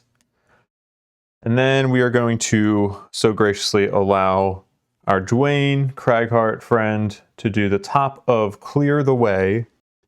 You know, we just created this box, so we might as well throw it here. Just chuck this cargo right back over here. We're getting +1 from Satha's Take Command, and we're going to be consuming this Earth element, which is going to give Dwayne an experience. And we will be doing an attack 4 on each of these enemies. Let's start at 6 and go counterclockwise. Attack 4, Pierce 1 on 6. Let's draw from the right deck here. +0, so that's 4 damage to number 6. Oh, and it's poisoned, so haha, 5 damage. That is enough to kill you. Woohoo! That's big. That was really nice. Then we will go to number 5. It's going to be 5 damage to number 5. Ooh, that one's going to die on its turn. Yes! This is incredible! Fuck yeah! Alright, now we're going to do an attack for Pierced 1 on Scout 3. +0, so that is just going to be 4 damage to Scout 3. Then attack for Pierce 1 on Scout 1. +1, so that's going to be 5 damage to Scout 1. Okay. Incredible. That was huge. We do still have a number of scouts alive, which is going to be a little painful. But actually, we might be able to kill one of them. Well, one of them's going to die. Hopefully we can get down to 1 scout alive, is what I'm saying. Let's see. We finished Spur Their Spirit, so that's done. Then we're going to do the bottom of Victory Rush, and we'll do an attack 2 on this Elite Scout 3. Go back to Satha's deck. Attack 2, shield 1. Nice. Okay, that's good. So it's only going to be 1 damage to this Gentle Bandit here.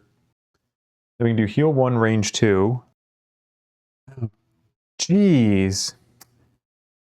Darn, we already have full health on everybody. I guess that's a wasted heal 1. That'll end Satha's turn. You can rip me on that. I know, super inefficient play to waste that heal 1, but hopefully it was okay. Then I need to make sure I don't do splash damage to Satha, because one thing I didn't think about was that if she takes that splash damage, that's going to clear off the ward. So we should be able to do the top of Massive Boulder against Scout 1 and not get disadvantaged, because we're still technically doing it at range 2, just kind of wrapping around the corner there. I think we'll end up wasting this move 4, but maybe we'll go back and get that coin. Alright, so we'll start with Massive Boulder on Scout 1. Attack 3, +1, 4 damage! 4 damage, baby! And we're going to infuse Earth. And then Scout 3 will suffer 1 damage. And then Dwayne will go 1, 2, 3. Why not? Why shouldn't I take this money, you know? Dwayne is the hero, and everybody else is just the friend of the hero. That's what I should rename my party to. The hero and the friends of the hero.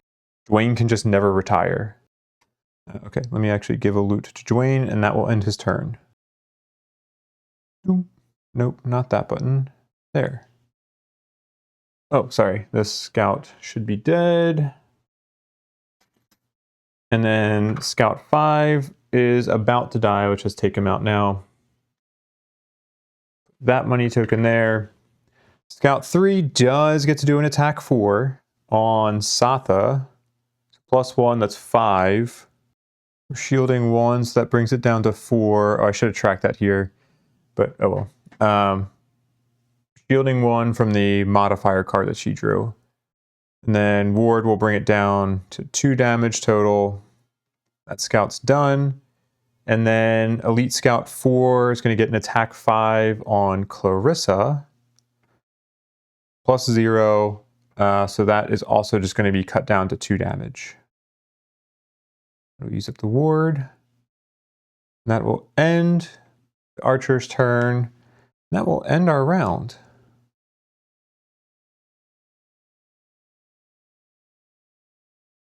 For round 9, we're gonna start with, I guess I could go second with Raphael, but I'd rather just go early with everybody as early as they can. So Raphael is gonna go, we're actually gonna do the top of Scurry to get close and attack.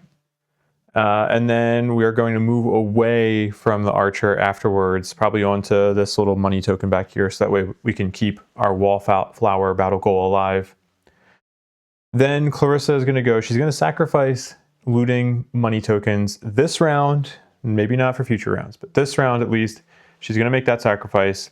And she is going to move on over to here. We'll move the archer into one of these traps.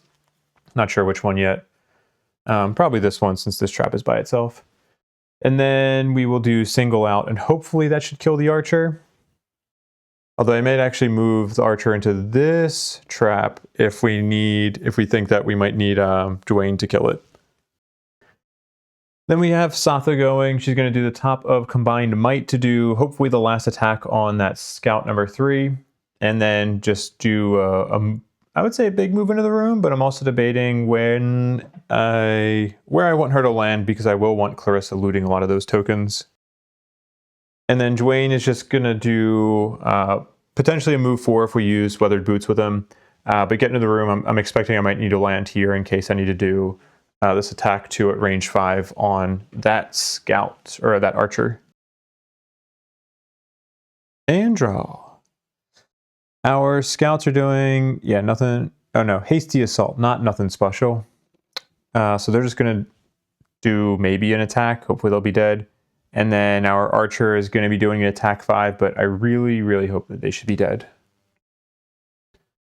We do have Raphael starting off. We'll do the top of Scurry. We're going to do move here. And then we will do an attack 3 because of the mind's weakness. Let's add poison, so that way when Clarissa attacks, this archer is already poisoned. So this is attack 3 poison, -2. So it's 1 damage and poison. We got really lucky. I mean, not super lucky, but we got pretty good modifiers last round. So maybe this is payback. And then we'll do a basic move 2 and land on this token over here. Click that loot, and that will end Raphael's turn. Then Clarissa's up. We're going to do the bottom of Smoke Bomb. Go 1, 2, 3. We're going to move them into a 3 damage trap. That would bring them down to 6 health. And we're going to be doing an attack 7. Yeah, I'm not going to risk it though. Let's pivot this archer into this trap, so that way Dwayne can attack if needed. So that archer will take 3 damage. And then we will do the top of Single Out. And it's going to be an attack 5 and gain an experience. Attack 5, actually it's attack, holy shit. Okay, so that was actually attack 6 after poison, attack 7 after Stick to the Shadows. We get another experience from that. That's 14 damage. Holy crap. Can I count it all here? Yeah, I want to make sure Clarissa gets her full stat padding going on here. So that archer is dead. They leave behind a money token. And that will end Clarissa's turn. Then we have our, I was going to say magnanimous Mayor of Frosthaven, but what she's about to do to this scout is not very magnanimous. We will do the top of Combined Might. I'm going to do an attack 3, pierce 2, plus 0. I was like, if it's a null, then, well, then actually the title kind of stands. So that is 3 damage. That will kill that scout. And we'll put a look at all this loot. We're just going to have Clarissa just staying back here at some point and just collecting all that loot. Maybe, I don't know, that seems really dumb. Let's have Satha go 1, 2. We'll just have her go here. She will take that loot token. That'll end her turn. I'm not going to bother keeping Combined Might out because there's no enemies. That brings us to Dwayne's turn. Dwayne, I'm sorry, there's not really a whole lot for you to throw things at. But let's just have you go 1, 2, 3 and collect this little loot token here. And then we won't do anything with the top of Earth and Clod. So we'll just discard these cards. That ends Dwayne's turn, and that ends the round. In round 10, we'll have Raphael going first, move 2 onto this loot token, use the top of Withering Claw to get an experience. That's all. Then Clarissa is going to do the bottom of a Swift Bow. We're going to collect these 2 loot tokens with her, then do nothing with the top of Hidden Daggers.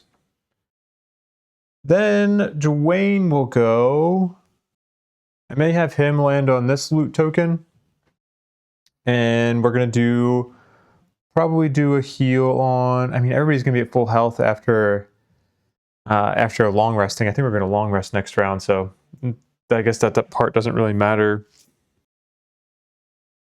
Then lastly, Satha's going to go and just move 3 into the room a little bit and not do anything with Blade of the North, but just get close to the door. It's amazing that we still have, like, we still have 2 stamina potions, a healing potion. We're doing really well this scenario. All right, let's go to the screen, draw Raphael's up, move 2, boom, gain a loot. Then we will gain an experience because we are going to play the top of Withering Claw, which is going to replace the Mind's Weakness just for the experience here. Although maybe I'll keep it out. We'll see. Then that will end Raphael's turn.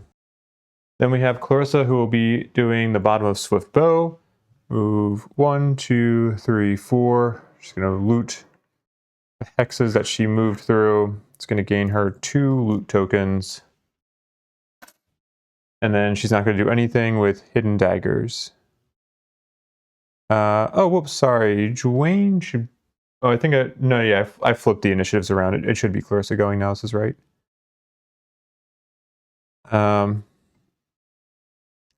Yeah, I flipped our initiatives around when I was typing them in. Okay, so Clarissa is at 7 tokens. We want to get her to 12, but we'll probably be able to do that in the last room. That ends Clarissa's turn. And brings us to Dwayne's turn. Dwayne will move 1 onto this space with the default move. Gain that loot. And let's heal. At this point, we're also just doing this for stat padding. Let's heal Satha, because we don't have to long rest with her. Maybe there's a reason we don't want to. I probably will, but that will infuse Earth and end Dwayne's turn. You know what? I'm going to change this up a little bit. I'm going to switch the order of these so that I can do a move 2 with Satha, and then I can grant somebody else a move 3. Let's just have Satha go here in front of this crate.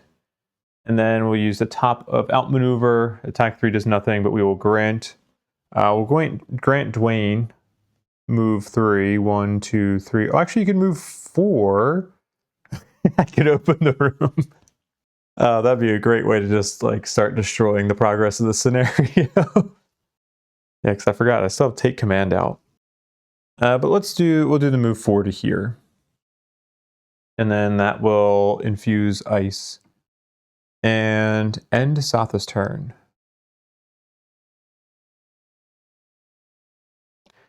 Round 11 is just going to be a long resting round, just so we can get health back, get our items back, and prepare for this last room just to go absolutely crazy. Go here. For Clarissa, I think I am going to discard Stick to the Shadows before I do the card recovery, because even though I'm going to have an odd number of cards in my hand, Stick to the Shadows is a great card, and I do want to have the flexibility of maybe using that bottom instead of the top. I'm going to discard Throwing Knives, or sorry, lose Throwing Knives, because I want to. All these other cards have some really powerful things on them that I want to get kind of stupid with in this last round, or last room. Before I forget, let me also refresh all of our items. Oh, one more. Also for Raphael, oh wait, Clarissa's done. For Raphael, I will discard Withering Claw as well before I decide what to lose. And you know what? I think I'm going to lose Withering Claw. All right, for Dwayne, I'm going to lose Avalanche. It is a powerful loss top, but I think I'm going to be trying to do other powerful loss tops. So we will lose that card. Then for Satha, I'm not going to bother discarding Take Command. I just would rather keep that out and not waste the action economy. I'm not worried about losing too many cards at this point. But for the rest, I am going to lose Victory Rush. It's a late initiative. I have other cards that I'd rather play. I feel like half my explanations for when I'm losing cards are like, I'd just rather play other cards. It's like the least helpful thing. So I don't know if I just need to stop saying it or think of something better to say. But sorry, something I picked up on. All right, everybody is at full health, which for Dwayne is kind of a bad thing, weirdly. That's going to end this round. Go to our top-down view.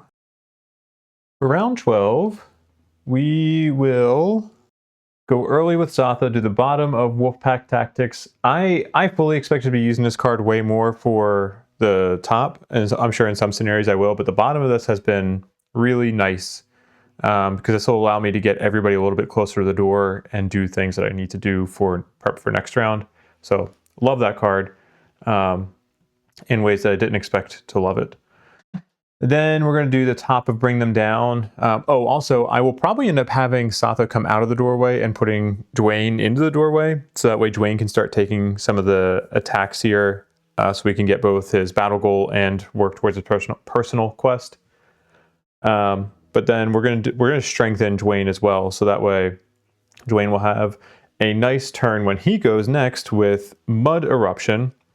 So we're going to get an attack 3 off on 4 different enemies, doing some push if needed, and potentially creating a bunch of obstacles as well, which will make for some interesting pathing challenges, which could be good or bad. We'll have to see if we actually want to create all those obstacles or do all those pushes.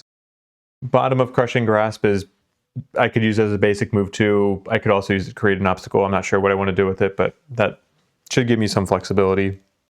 Meanwhile, going late are going to be Raphael, who will do a move forward, going to get probably deep into the room, again, go into the back lines, and get the mind's weakness out. And then Clarissa is going to be prepping for a big loss attack. We're finally going to use the top of, Hidden Daggers. We're going to have Satha next round probably play Spur Their Spirit, so we can do an attack. It'd be 3 attack 4 poisons, 2 attack 3s. So that'll be fun. It will leave her vulnerable, but at this point, screw it. We're doing pretty well. All right, let's go to here. Draw. And then let's go with Satha so we can open that door. We're going to do bottom of Wolfpack Tactics, do a move 1, 2. Oh, shoot, I forgot if she goes into that door, she doesn't have, dang it. Oh, who cares? I can just stay there and then have somebody else open the door. Yeah, okay, Dwayne, I don't know, brain fart. Okay, so Satha ends her movement. We will grant Dwayne a move 2. So Dwayne will open this door. And let's see what's in there. You kick through the door and come face to face with the reason these bandits chose this particular hole to nest in. Animated bones, unholy abominations of necromantic power sway toward you with unseeing eyes. Nothing to do but lay them to rest, along with the remainder of this troublesome rabble.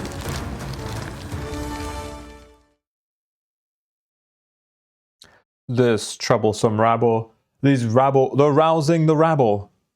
The definition of a rabble rouser. Unacceptable. Now I want to change my party name to the Rabble Rousers. Can I just have like a new party name every scenario? Okay. We're at the top here. Oh, let me do a top-down view of this room. Ooh, we can't really see everybody. Give me a second to fix this. That looks better. So we got, let's see, we have a bunch of skeletons going. They're going to be trying to do multi-target, but we can prevent that. So we will get a bunch of attacks on Dwayne, but that's not bad. They're relatively small attacks. And the archers are going to be moving up. Oh, wait, I put in the wrong initiative for Clarissa. I meant to put in 93 because I have her going late. Organized the cards correctly. I did not put her initiative in correctly. Let me fix that.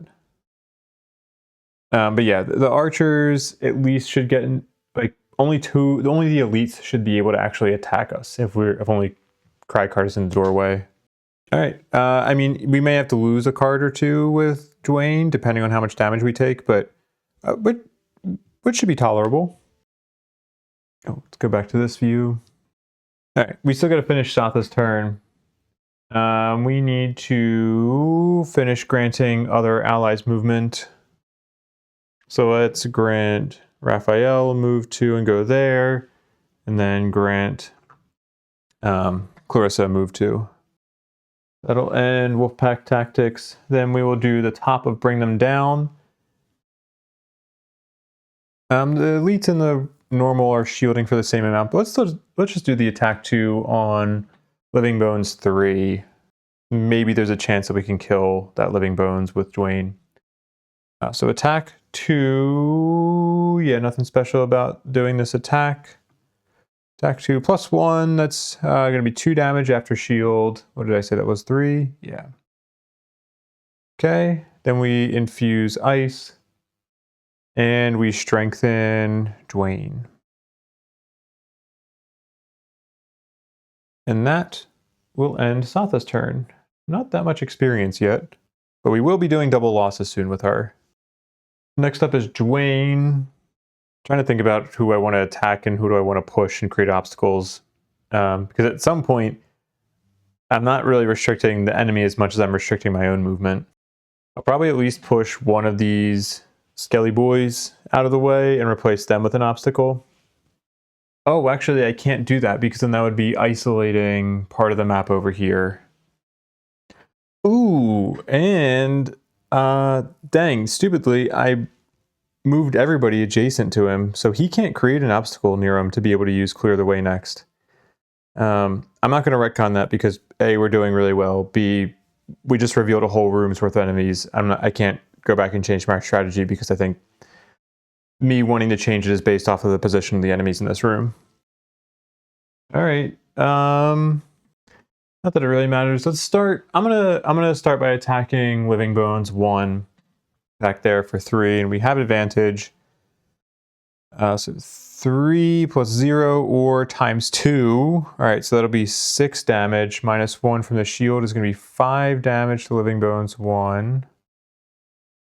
Good way to start. Then I do want to push that one. I want to have at least one hex obstacle in this room that we might be able to use. So we'll put that there. They don't have retaliate, right? No. Okay, so let's do an attack 3 on Living Bones 2. It's going to be 4 or 3. So we'll take 4, be 3 damage to number 2 after shield. All right. Then let's do number 10, attack 3 at advantage on number 10. 4 or 2, yeah, I'll take 4. Reduce your health by 3. We have one more attack we can do. Yeah, let's see if we can kill number 3 here. It's going to be hard, but oh yeah, I guess we would need to get a crit. Curious, do we have any more blesses or anything like that? No, we don't. All right, so we're not going to be able to kill that one, but we can still do some damage to it. So we'll attack 3, advantage, null, or plus 0. So that'll just be 2 damage. Not amazing, and not going to be setting up as well as I thought I would be for next round.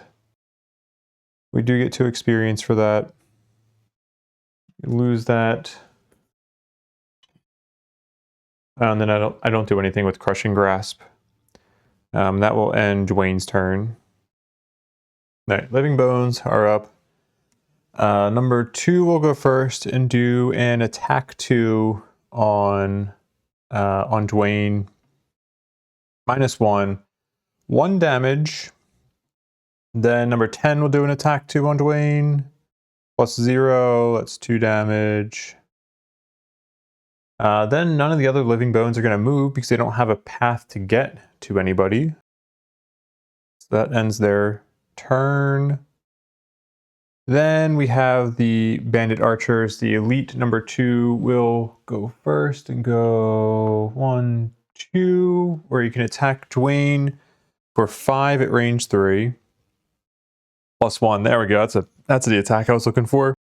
That's a bit brutal. All right.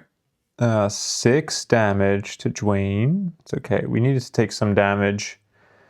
Now we will take an attack 5 as well. +1. We're going to have to lose a card for that. Oh, sorry. Well, before I lose a card, it would have come from this archer who would have gone there. I'm going to lose Dirt Tornado just because I want to use some of the other cards that I have for their loss actions because I still have a ton of cards in my hand with Dwayne. So we negate the damage from that last attack. Then the remaining 2 archers will not move. Oh, no. They will because they can still at least shorten their path. So this archer will go here. This archer would go there. That will end the archers' turns. Then we have Raphael. Well, we still need to use the boots, even though we can't really get that far. We'll use the bottom of Pilfer still and go 1, 2, 3. Then we use the top of the Mind's Weakness and do an attack 3 on Living Skeleton 10. +2! I did actually mean to use my Poison Dagger. I think after the +2, that's probably not the best move, but I did honestly want to use my Poison Dagger. I'm exhausting that. And then what? That is... after shield, it should be 4 damage and poison. 4 poison. Okay. Oh, I can't forget to get my experience. And then we will control Living Bones 10 and have them do an attack 2. Let's have them do it on Living Bones 3 because Bones 3 is a little bit closer to dying. So attack 2 on Living Bones 3, +1, it's 3, so 2 damage to Living Bones 3. We'll take the Mind's Weakness and put it up here. And that will end Raphael's turn. And lastly, we have Clarissa's turn, who is not going at 26, they're going at 93. And she is going to use her Winged Shoes and jump 1, 2, 3, 4, 5. Go there. And then we're going to use Stick to the Shadows and do something with that next round. Okay, put that there. All right, Clarissa's turn is done, and that will end round 12. Ooh, before we get too far, I'm going to say Clarissa went there because we need her to be there for Spur Their Spirits, and I knew I wanted to use Spur Their Spirits with Satha. For round 13, we're going to start blowing a bunch of lost cards. Clarissa will go super early, use the top of Flaming Strike, and do a big attack on Living Bones 2. We might be able to kill it. It'd be an attack 6, so I think we need a +1.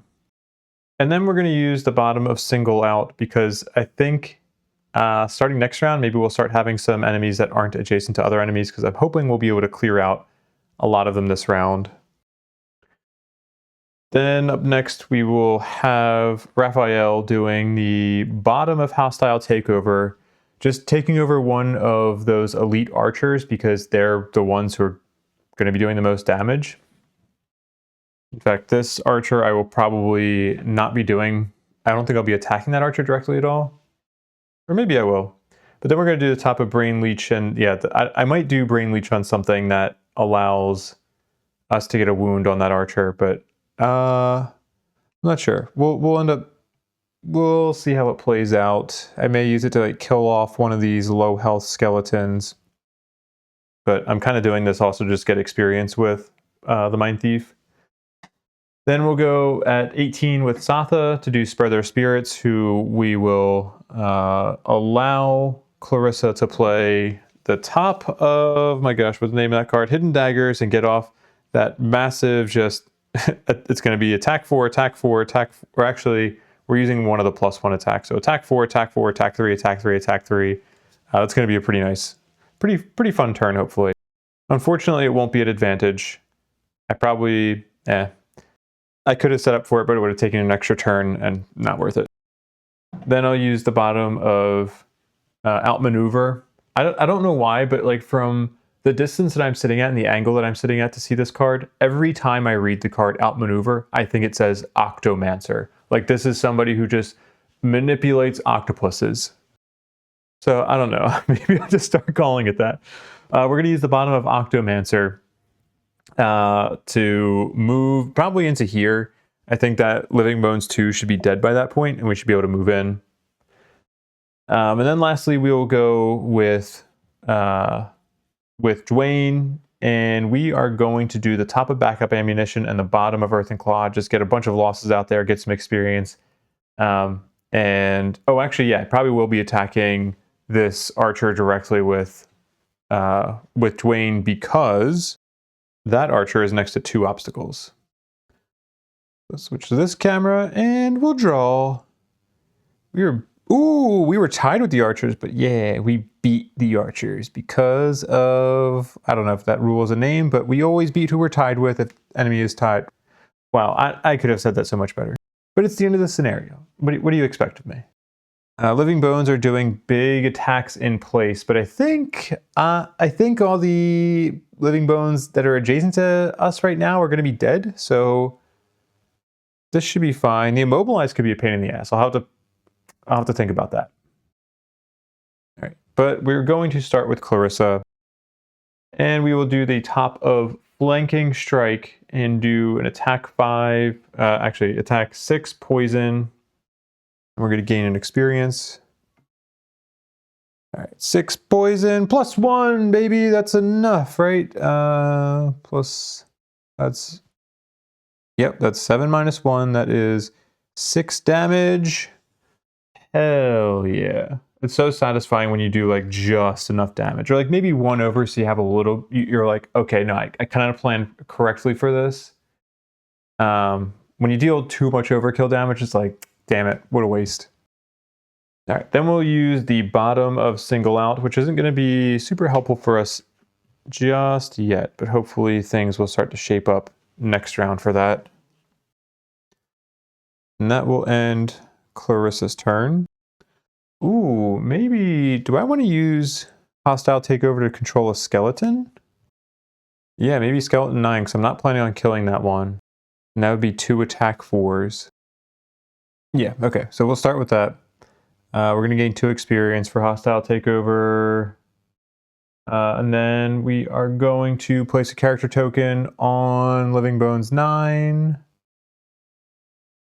I think that's character token, right? Yes. And we will infuse Dark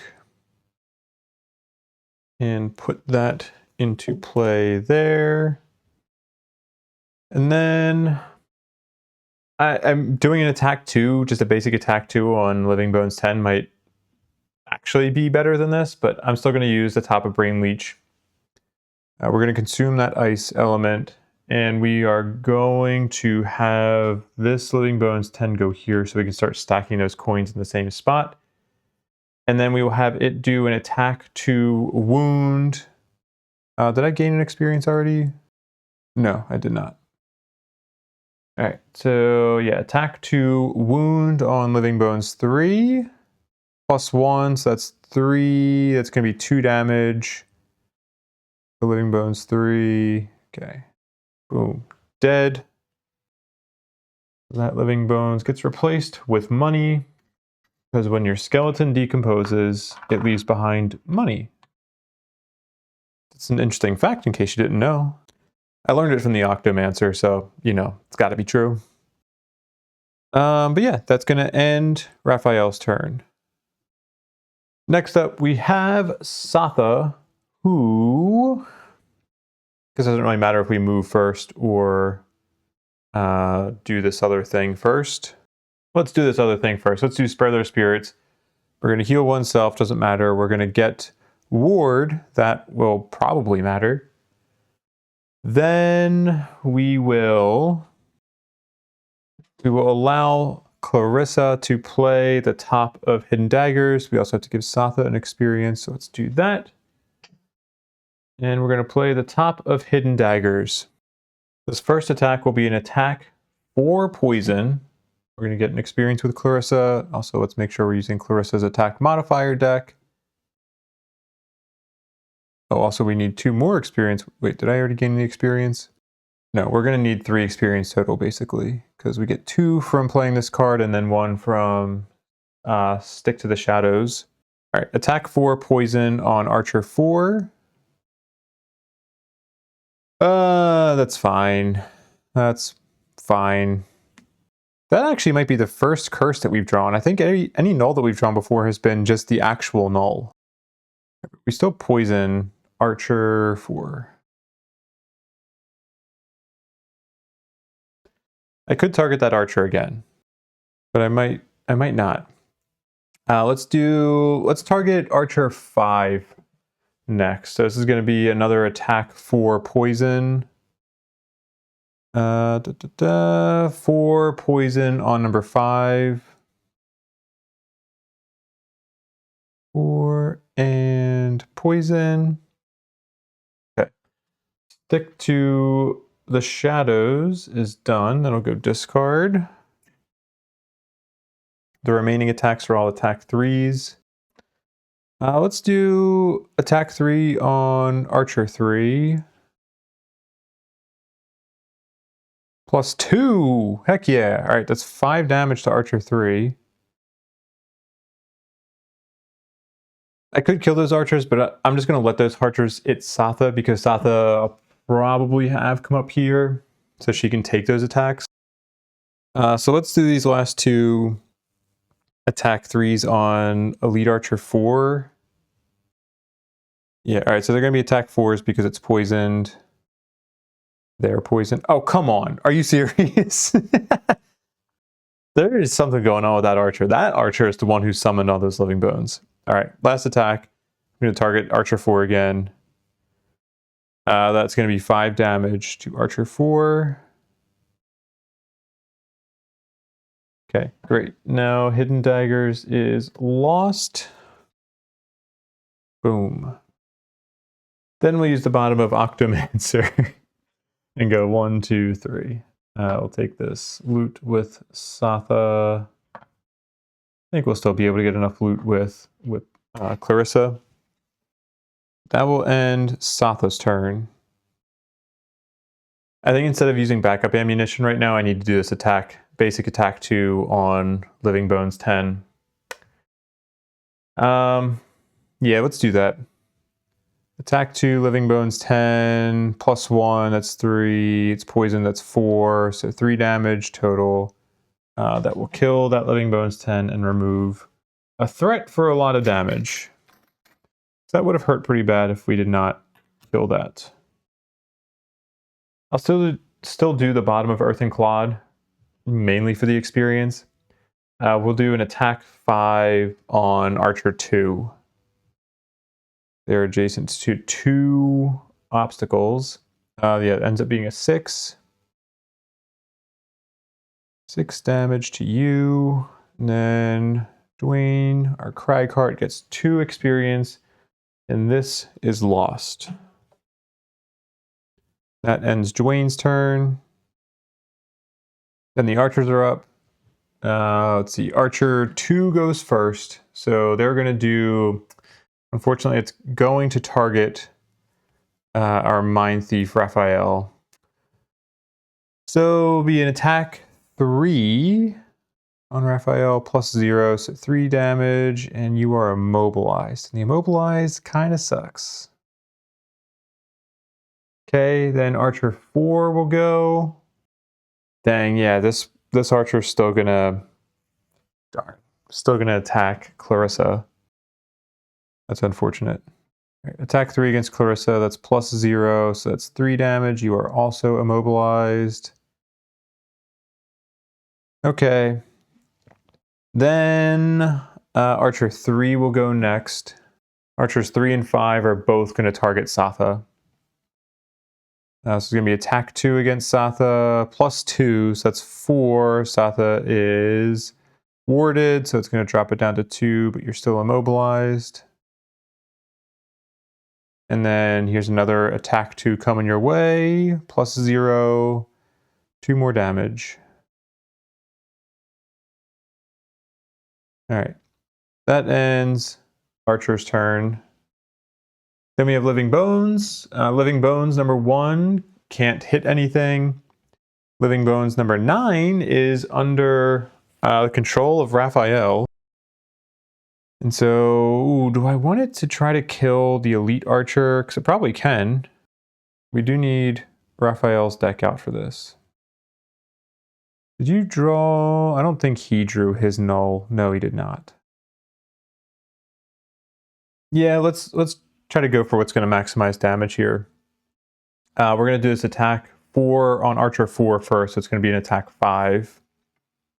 Because they're poisoned. +0. Great. That is 5 damage to... I guess we should give this credit to Raphael. Back there. 5 damage to you. Nope, not the right one. 5 damage to you is just enough to kill you. Cool. All right, I'll leave a coin there. And then Living Bones 9 will do an attack 4. I might as well do it on Archer 5. +1, +0. That's 6 damage. That would have been enough to kill it just right off the bat, but it wouldn't have been poisoned otherwise. So this archer is dead. We have to start looting here. We're going to have to just like basically kill time at the end of this scenario. Satha still needs to get her battle goal too. And Dwayne might be walking into one of those traps to get his battle goal. Let's see. All right. That was Living Bones' turn. They are done. And yeah, that's going to end the round. Cool. And we need to lose hostile takeover. So we're starting to get to the end here for round 14. Let me put initiatives in. We'll go early with both Raphael. Actually, we're going to try to go as early as we can with Raphael, Clarissa, and Dwayne. The only person that's actually going to be doing anything is Dwayne, who's going to chuck a massive boulder at that Living Bones up there. And then deal splash damage to Archer 3 to kill it. For both Raphael and Clarissa, I'm kind of just burning cards with them. I may end up using the top of Swift Bow for Clarissa. I'm also just kind of debating if I just want to try to squeeze out some experience with Spoke Mom. Might just depend on what the enemies draw for their monster ability cards. Then we're going to just knock out, what's her name's battle goal, Satha's battle goal. Kind of coming a little bit later than I expected, but we were using her to power up other allies and do other powerful things, so at this point we're literally just doing it just to do it. And she'll get some experience though, so that'll be good. Cut to here, and draw to see what the monsters are doing. Oh, well, you shouldn't have that on there anymore. Ooh, skeletons are going to be healing to self. That's annoying. Then what we got going on over here? Archer's doing a multi-target attack. All right, as long as there's only like, I don't know, it'd be great if we just leave like one enemy alive at the end of this round, because I don't want it to end for this round, because I need to loot and get a bunch of stuff. I was can I do the bottom of frigid apparition just for the experience? I don't think I can because I can't do either of the actual abilities. Yeah, I'm actually not even going to go invisible with him because I think if it comes down to it, I think I'd like for him to soak some damage. Since he... Well, actually, I do need Dwayne to take some damage too.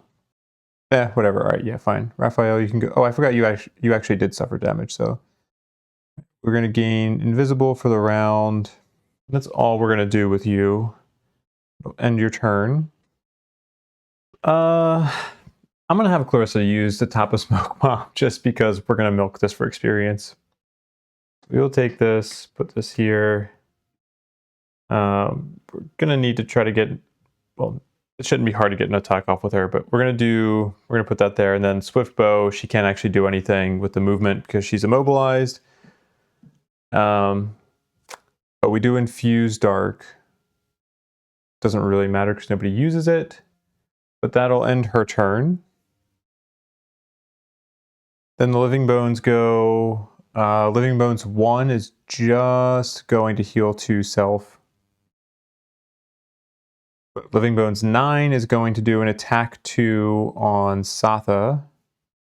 -2, 0 damage. So Living Bones are done. Dwayne is going to start with the bottom of Clear the Way. We're going to go 1, 2, 3.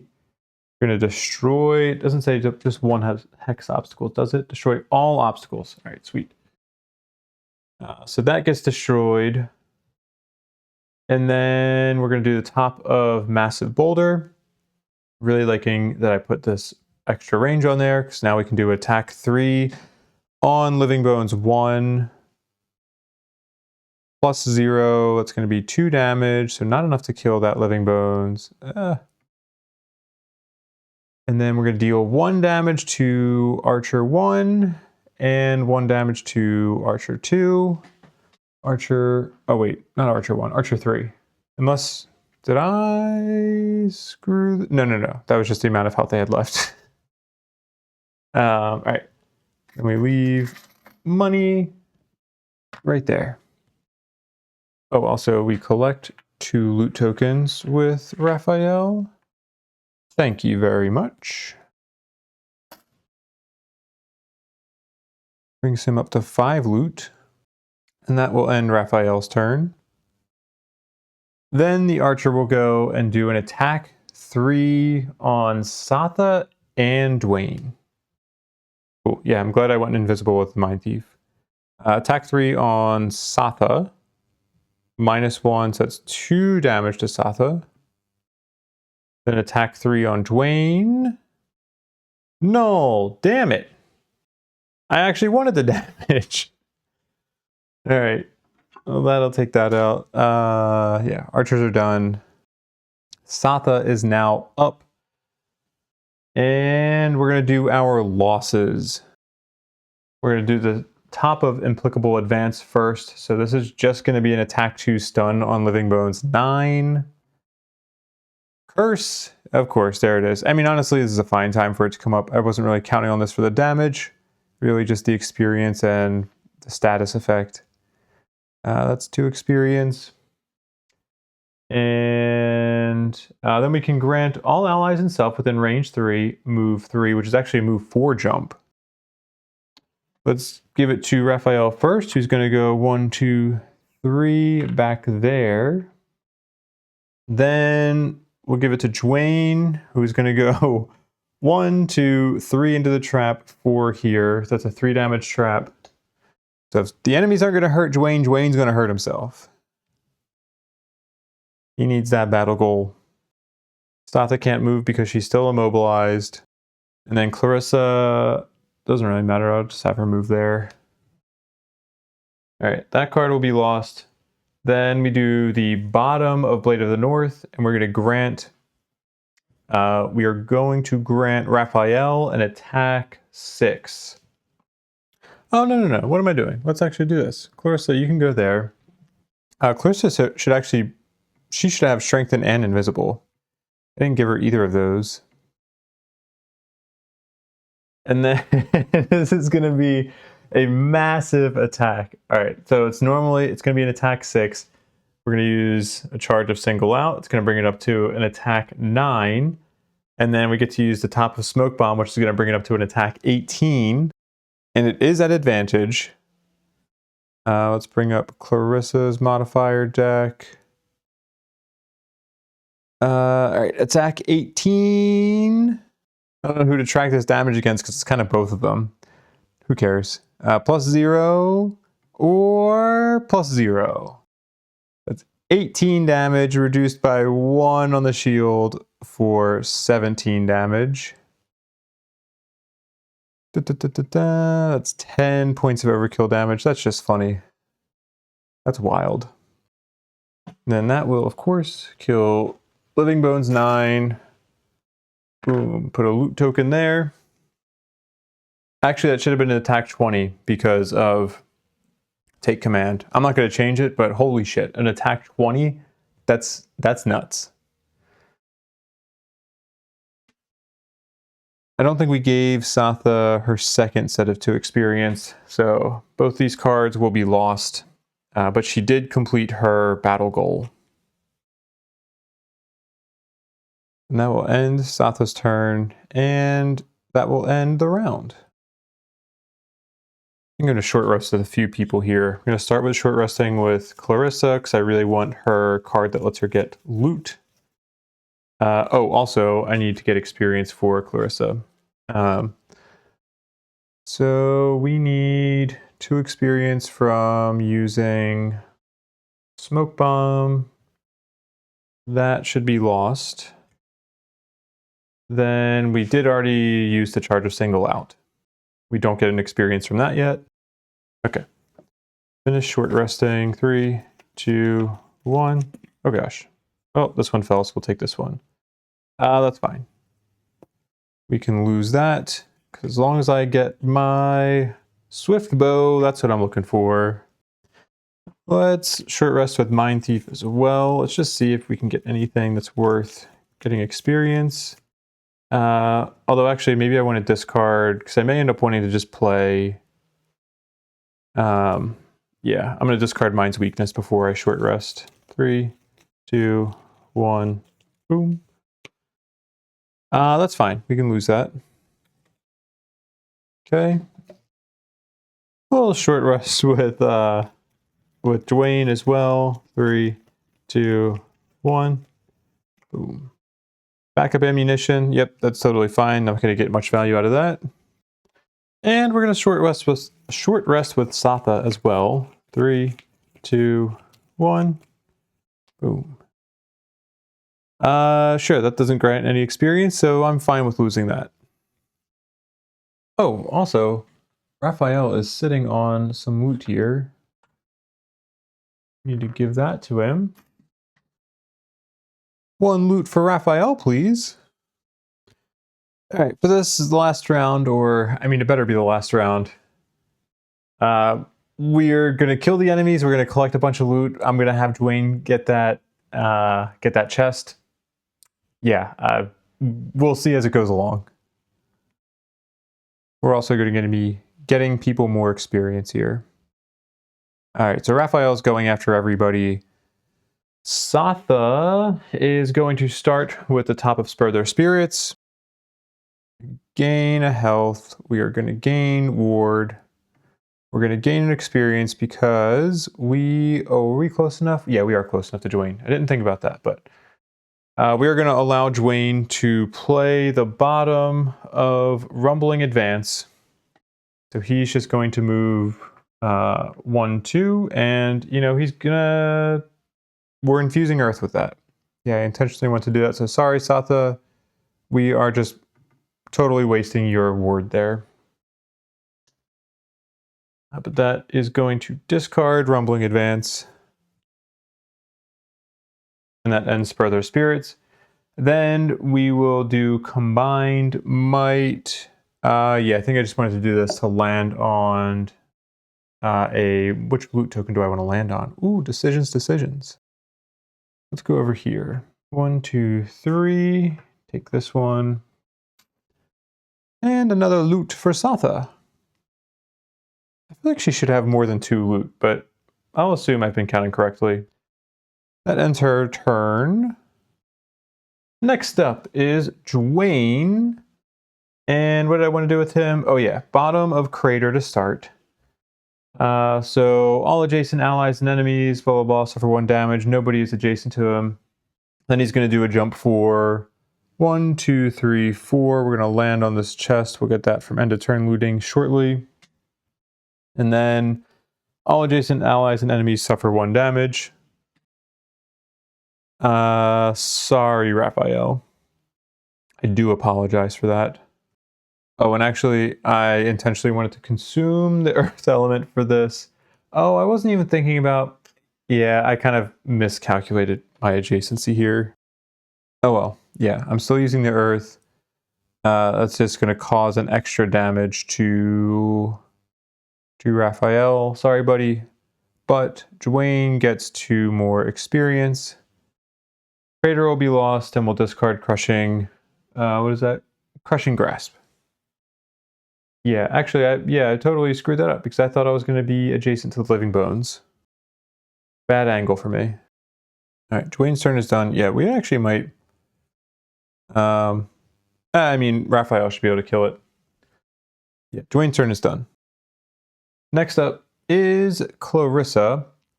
And we are going to do... I don't know, let's go 1, 2, 3, 4. We're going to loot all those spaces. Take my time as I grab these loot tokens. Easier if I grab them off the table. All right, that's 4 loot. Oh shoot, that is not enough for her. Actually, I kind of hope we last another round, another turn. Whoops, I am bad at math. Go up to 4, or go up by 4. And then we're going to do an attack. What's this going to be? An attack 5. Yeah, attack 5 at advantage, gain 1 experience. We're not going to get an experience from single out. Okay, huge amount of damage. That is, what, 10 minus 1 is 9 damage. Do this, Living Bones. Okay, Living Bones 1, dead. Really just clean up. Sorry, this is going to take another minute.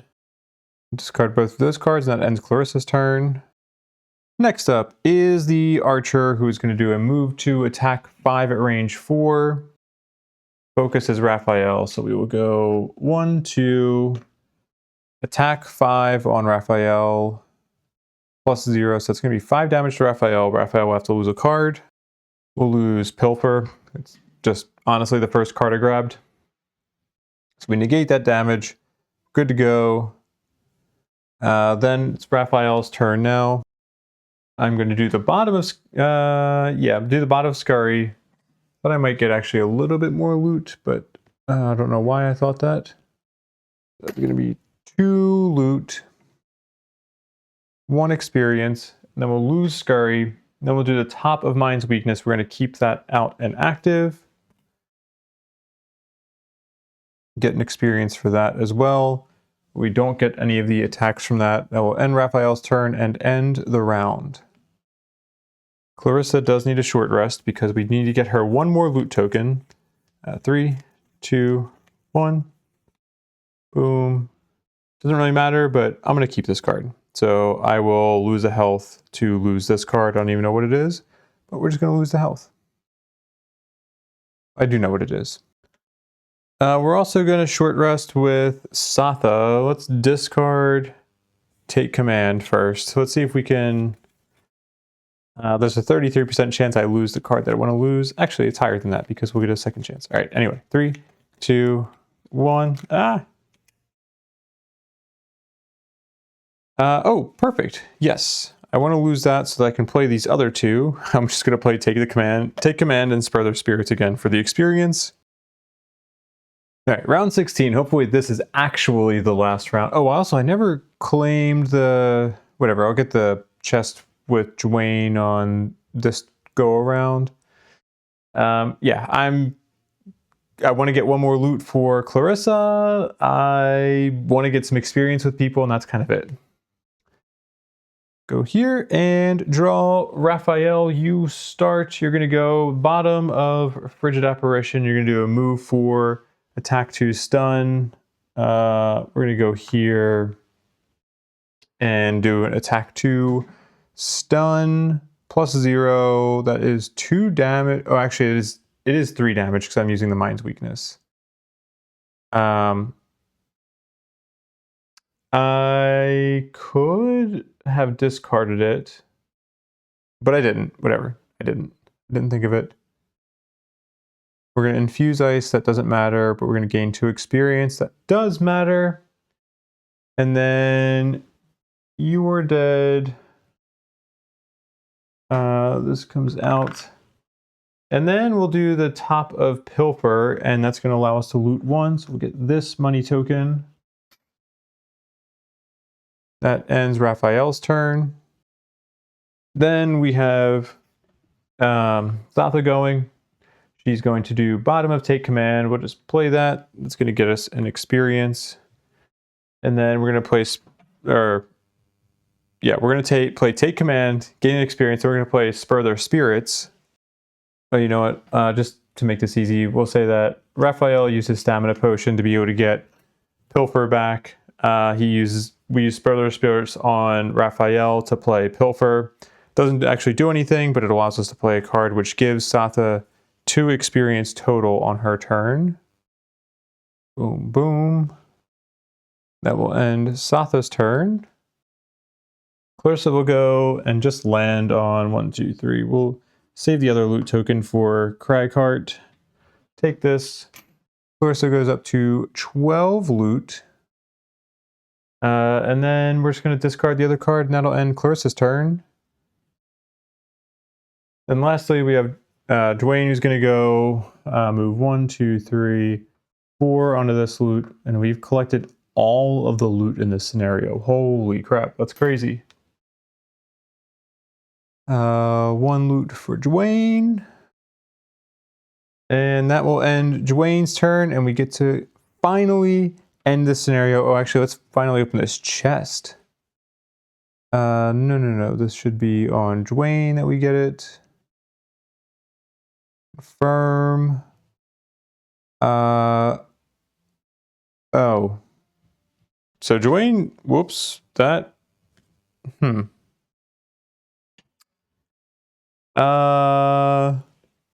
That would have resulted in us having to lose a card earlier. I think if we had done that, we could have basically mitigated it with, like, we would have had a card available. I think we could have used a Stamina Potion to handle it. That's good to know that there are. I wasn't sure if there were negative chests in this, but there are. There are. I feel like in Gloomhaven First Edition, didn't this used to be like a side scenario or something? All right. Well, my fault. I should have accounted for this when I actually collected it, but I don't think it actually would have changed anything too badly. All right, let's go to our scenario end here.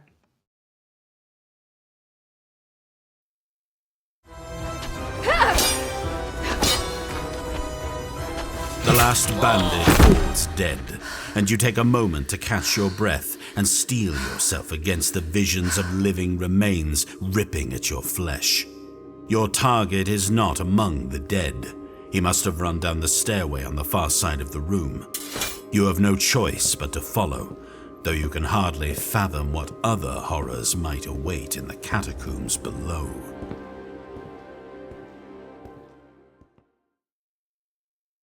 Dun dun dun! Rewards, new scenario, Barrow Lair. Scenario 8, and it's linked, so we are going to be going to that one without doing another road event. But speaking of road event, actually, I don't think I marked Satha as having completed a road event for this scenario. So we got to mark that as done. Also, we need to go mark Clarissa as having completed a scenario in Corpsewood. And we need to mark Raphael as having bought a second enhancement. And Dwayne gets a second mark for his battle goal. And also we need to complete the scenario. I'm doing these things in the wrong order here. Success. Yes, and we completed everybody's battle goals, I think. Yes, we did. All right, battle goal, battle goal, battle goal, battle goal. And we need to give Clarissa her second mastery. Okay, let's check out some scenario statistics here. Satha has a ton of damage. I think some of this should be, like, this is a little bit mixed of, like, some of this is, I think she should get credit for the damage that she gives via Spur Their Spirits. But then there was, like, some combination of some of the stuff that Clarissa was doing. So some of this damage should actually be Clarissa's damage. But, I mean, this is a pretty nice looking spread.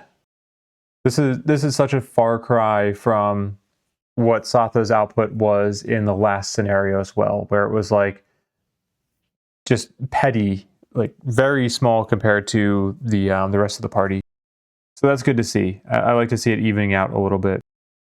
Yeah, some of the max damage numbers are a little bit off because the highest damage should have been done by Clarissa, who had an attack, like, who dealt 20 damage at one point.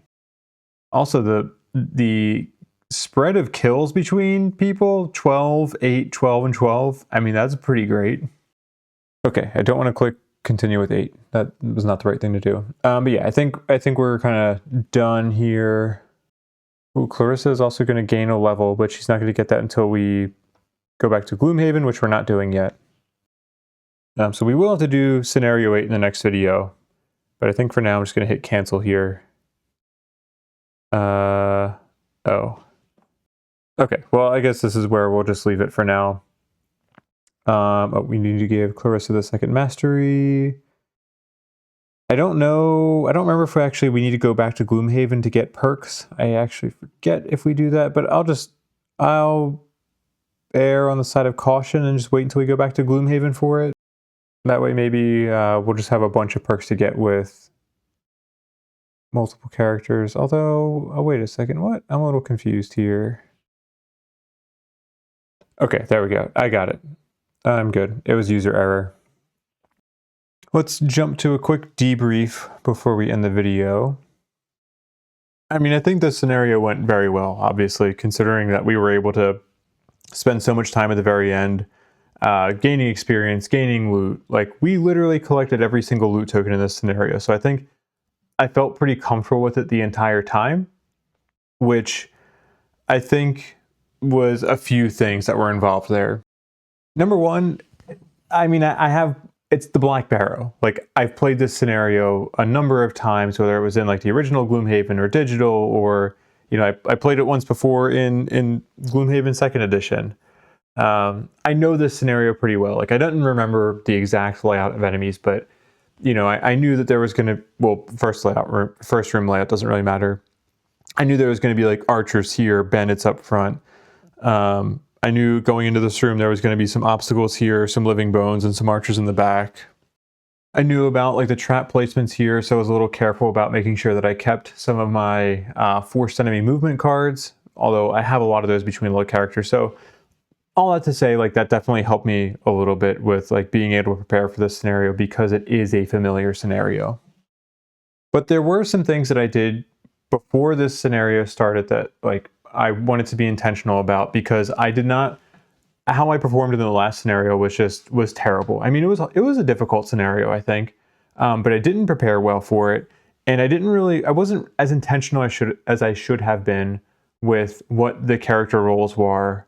So like going into this scenario, I was like, okay, I need Satha's primary focus, Clarissa's primary focus is going to be like single target damage. She has some multi-target cards, yes, but her primary focus is going to be like focus on eliminating specific threats, and that includes being able to do forced movement to pull people through traps. We got lucky with being able to get some of the extra traps over here that were positioned pretty well. I think I positioned them correctly. But Satha, focus on single target damage. Benefit is potentially doing some multi-target. Raphael was going to be focused also on single target, but trying to get some negative conditions out there as well, doing a little bit of crowd control.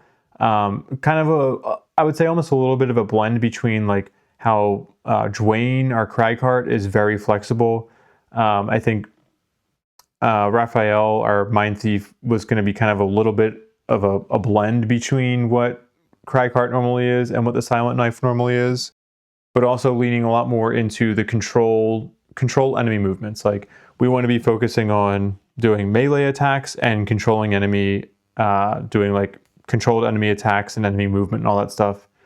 And so that gave me a very specific purpose for what the Mindthief should be doing. Cragheart, I didn't really change too much, honestly. I think I was a little bit more intentional about not taking some of the melee focused cards and just saying like, okay, your focuses are going to be range damage dealing, significant portion of crowd, like focus on crowd control, especially for those first 3 rooms. Didn't actually matter too much because of some of the monster ability cards that were drawn, but we want to be focusing on crowd control, range damage, and healing. Those are the 3 main things. That allowed me to pull out some of the melee cards and make room for things that, I actually debated about not keeping Dirt Tornado just because I was like, well, our level 3 card kind of replaces it. But Dirt Tornado is still so good. Like, even if you're not planning on putting out damage with it, it's still so good at just being a crowd control card of like, let's just muddle a ton of enemies, especially in a 4-character party. It's really good. And then Satha, I think that was a huge difference of switching between her defensive build and this take command build. The defensive build, I think, can be good. Like, if I had, maybe if I had a Spellweaver, for instance, instead of a Cragheart, I'd be more inclined to go with the defensive build, because I can kind of alternate taking damage between Cragheart and Satha, and even like Clarissa can take a decent amount of damage. Like, she's not super weak. But this take command build, I was originally skeptical of it because I didn't think there were enough cards at the early levels to say like grant attack. I was like, okay, I could see it being powerful at higher levels, sure. But you don't need a lot of cards, to be honest. Like having what was it? The movement card, the wolf pack card, whatever it is. That does have both attack and movement on it. I expected to be using it more for attack. I think I used it for it once. I think I used it more often for the movement at the bottom. And that it was really good for that. Like, transforming it from a move 1 to a move 2 is amazing. And then, if you were to enhance it to a move 3, I'm not sure how expensive that would be. Could be worth it, but also, I don't know. Move 1 to move 2 is a huge difference, though. Huge difference. But even if you're not, like, I don't want to say that take command is worth it just for spur their spirits alone, because I don't know if I necessarily buy that. But the combination of these two is pretty wild. The fact that Spur Their Spirits is, like, I don't think that Spur Their Spirits should be a lost card. I don't think it's strong enough to be a lost card. But I love the potential of it. It is such a cool, high potential card. It does have a little bit of a risk of getting somebody like me into analysis paralysis, where if you're playing solo with 4 characters, it's like, oh shoot, like, what is the optimal way of using this? But that was the other thing that I wanted to kind of talk about. It's just like, something for me personally was that I really went into this scenario of being like, I need to be faster about taking turns, not getting stuck in analysis paralysis.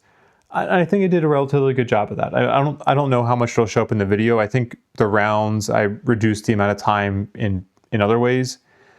Although me rambling at the end here is going to increase the time, so I guess I just canceled that out. But I was very intentional about trying to say, like, all right, we need to figure out, like, number one, what is something, is there anything we absolutely need to avoid in this round?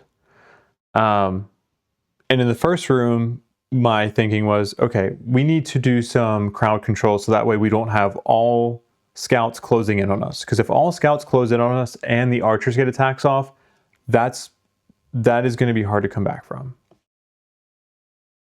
After that, it's thinking about, is there any like combination or a single character card that jumps out as like, I need to play this card? Like, is there a big thing that jumps out in my mind of like, we need to do this action for this round, and it needs to involve like collaboration between multiple characters.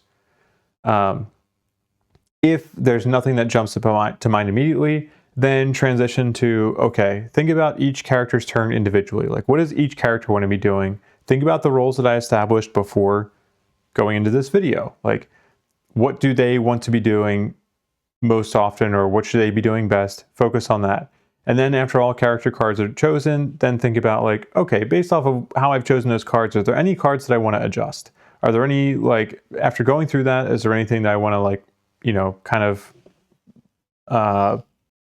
swap around because I think I can get a more ideal move out?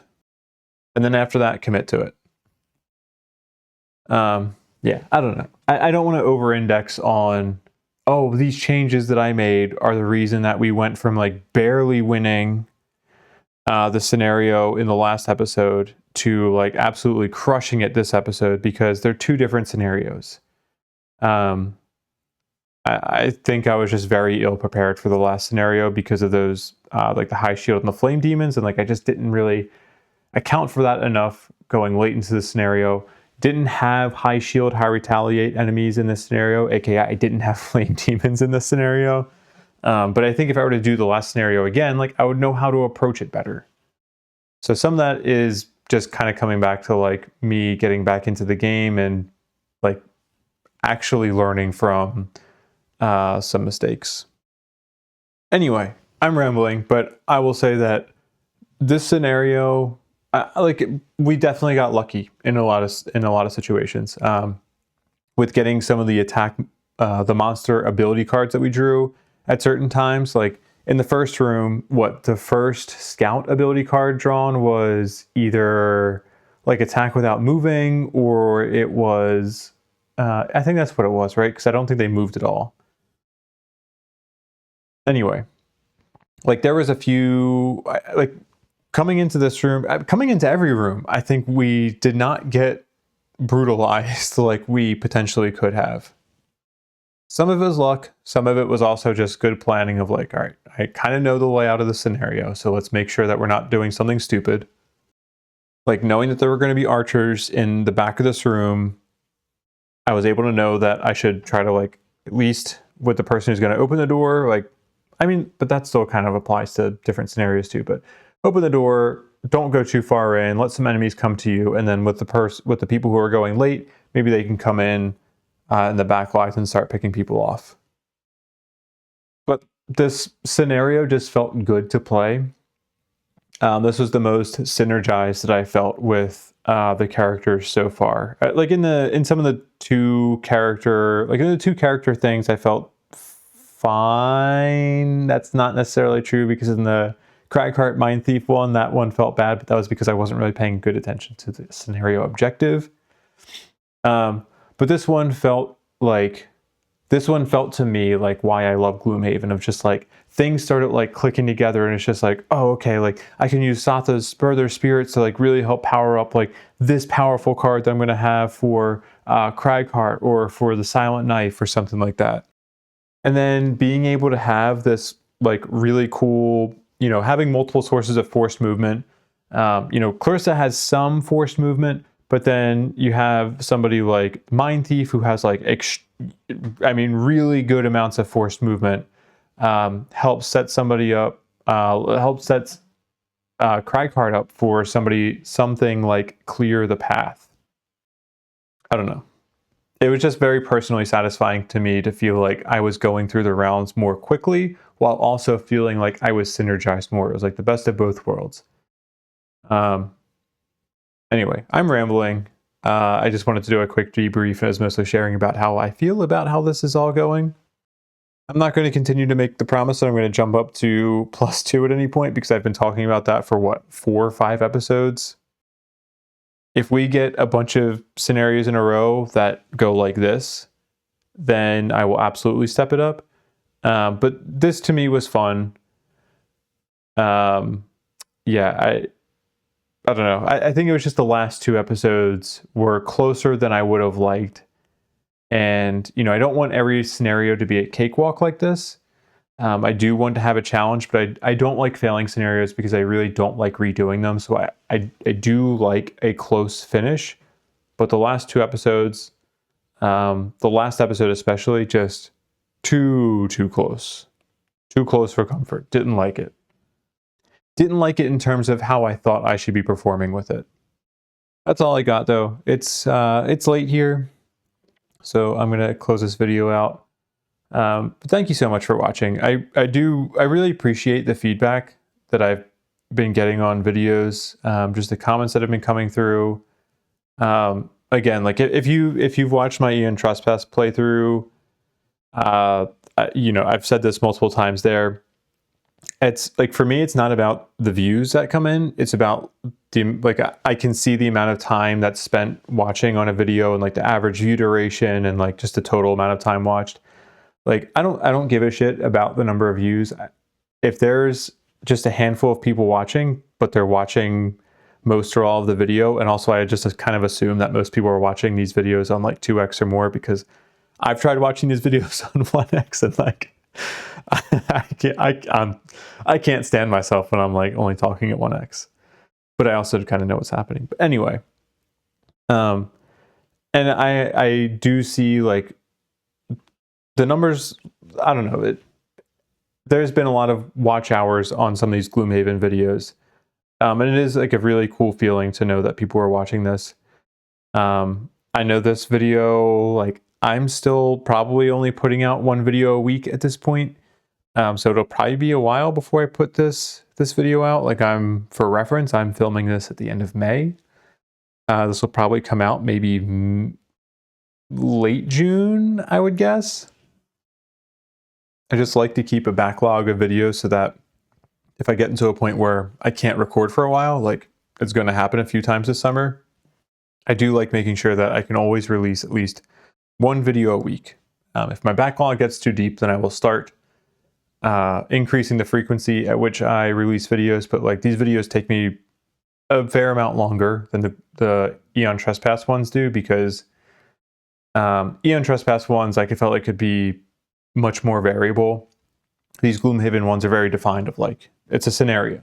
You have the city stuff, you have, the road stuff, you have the actual scenario, you have the debrief. Like, the format is much more defined for them.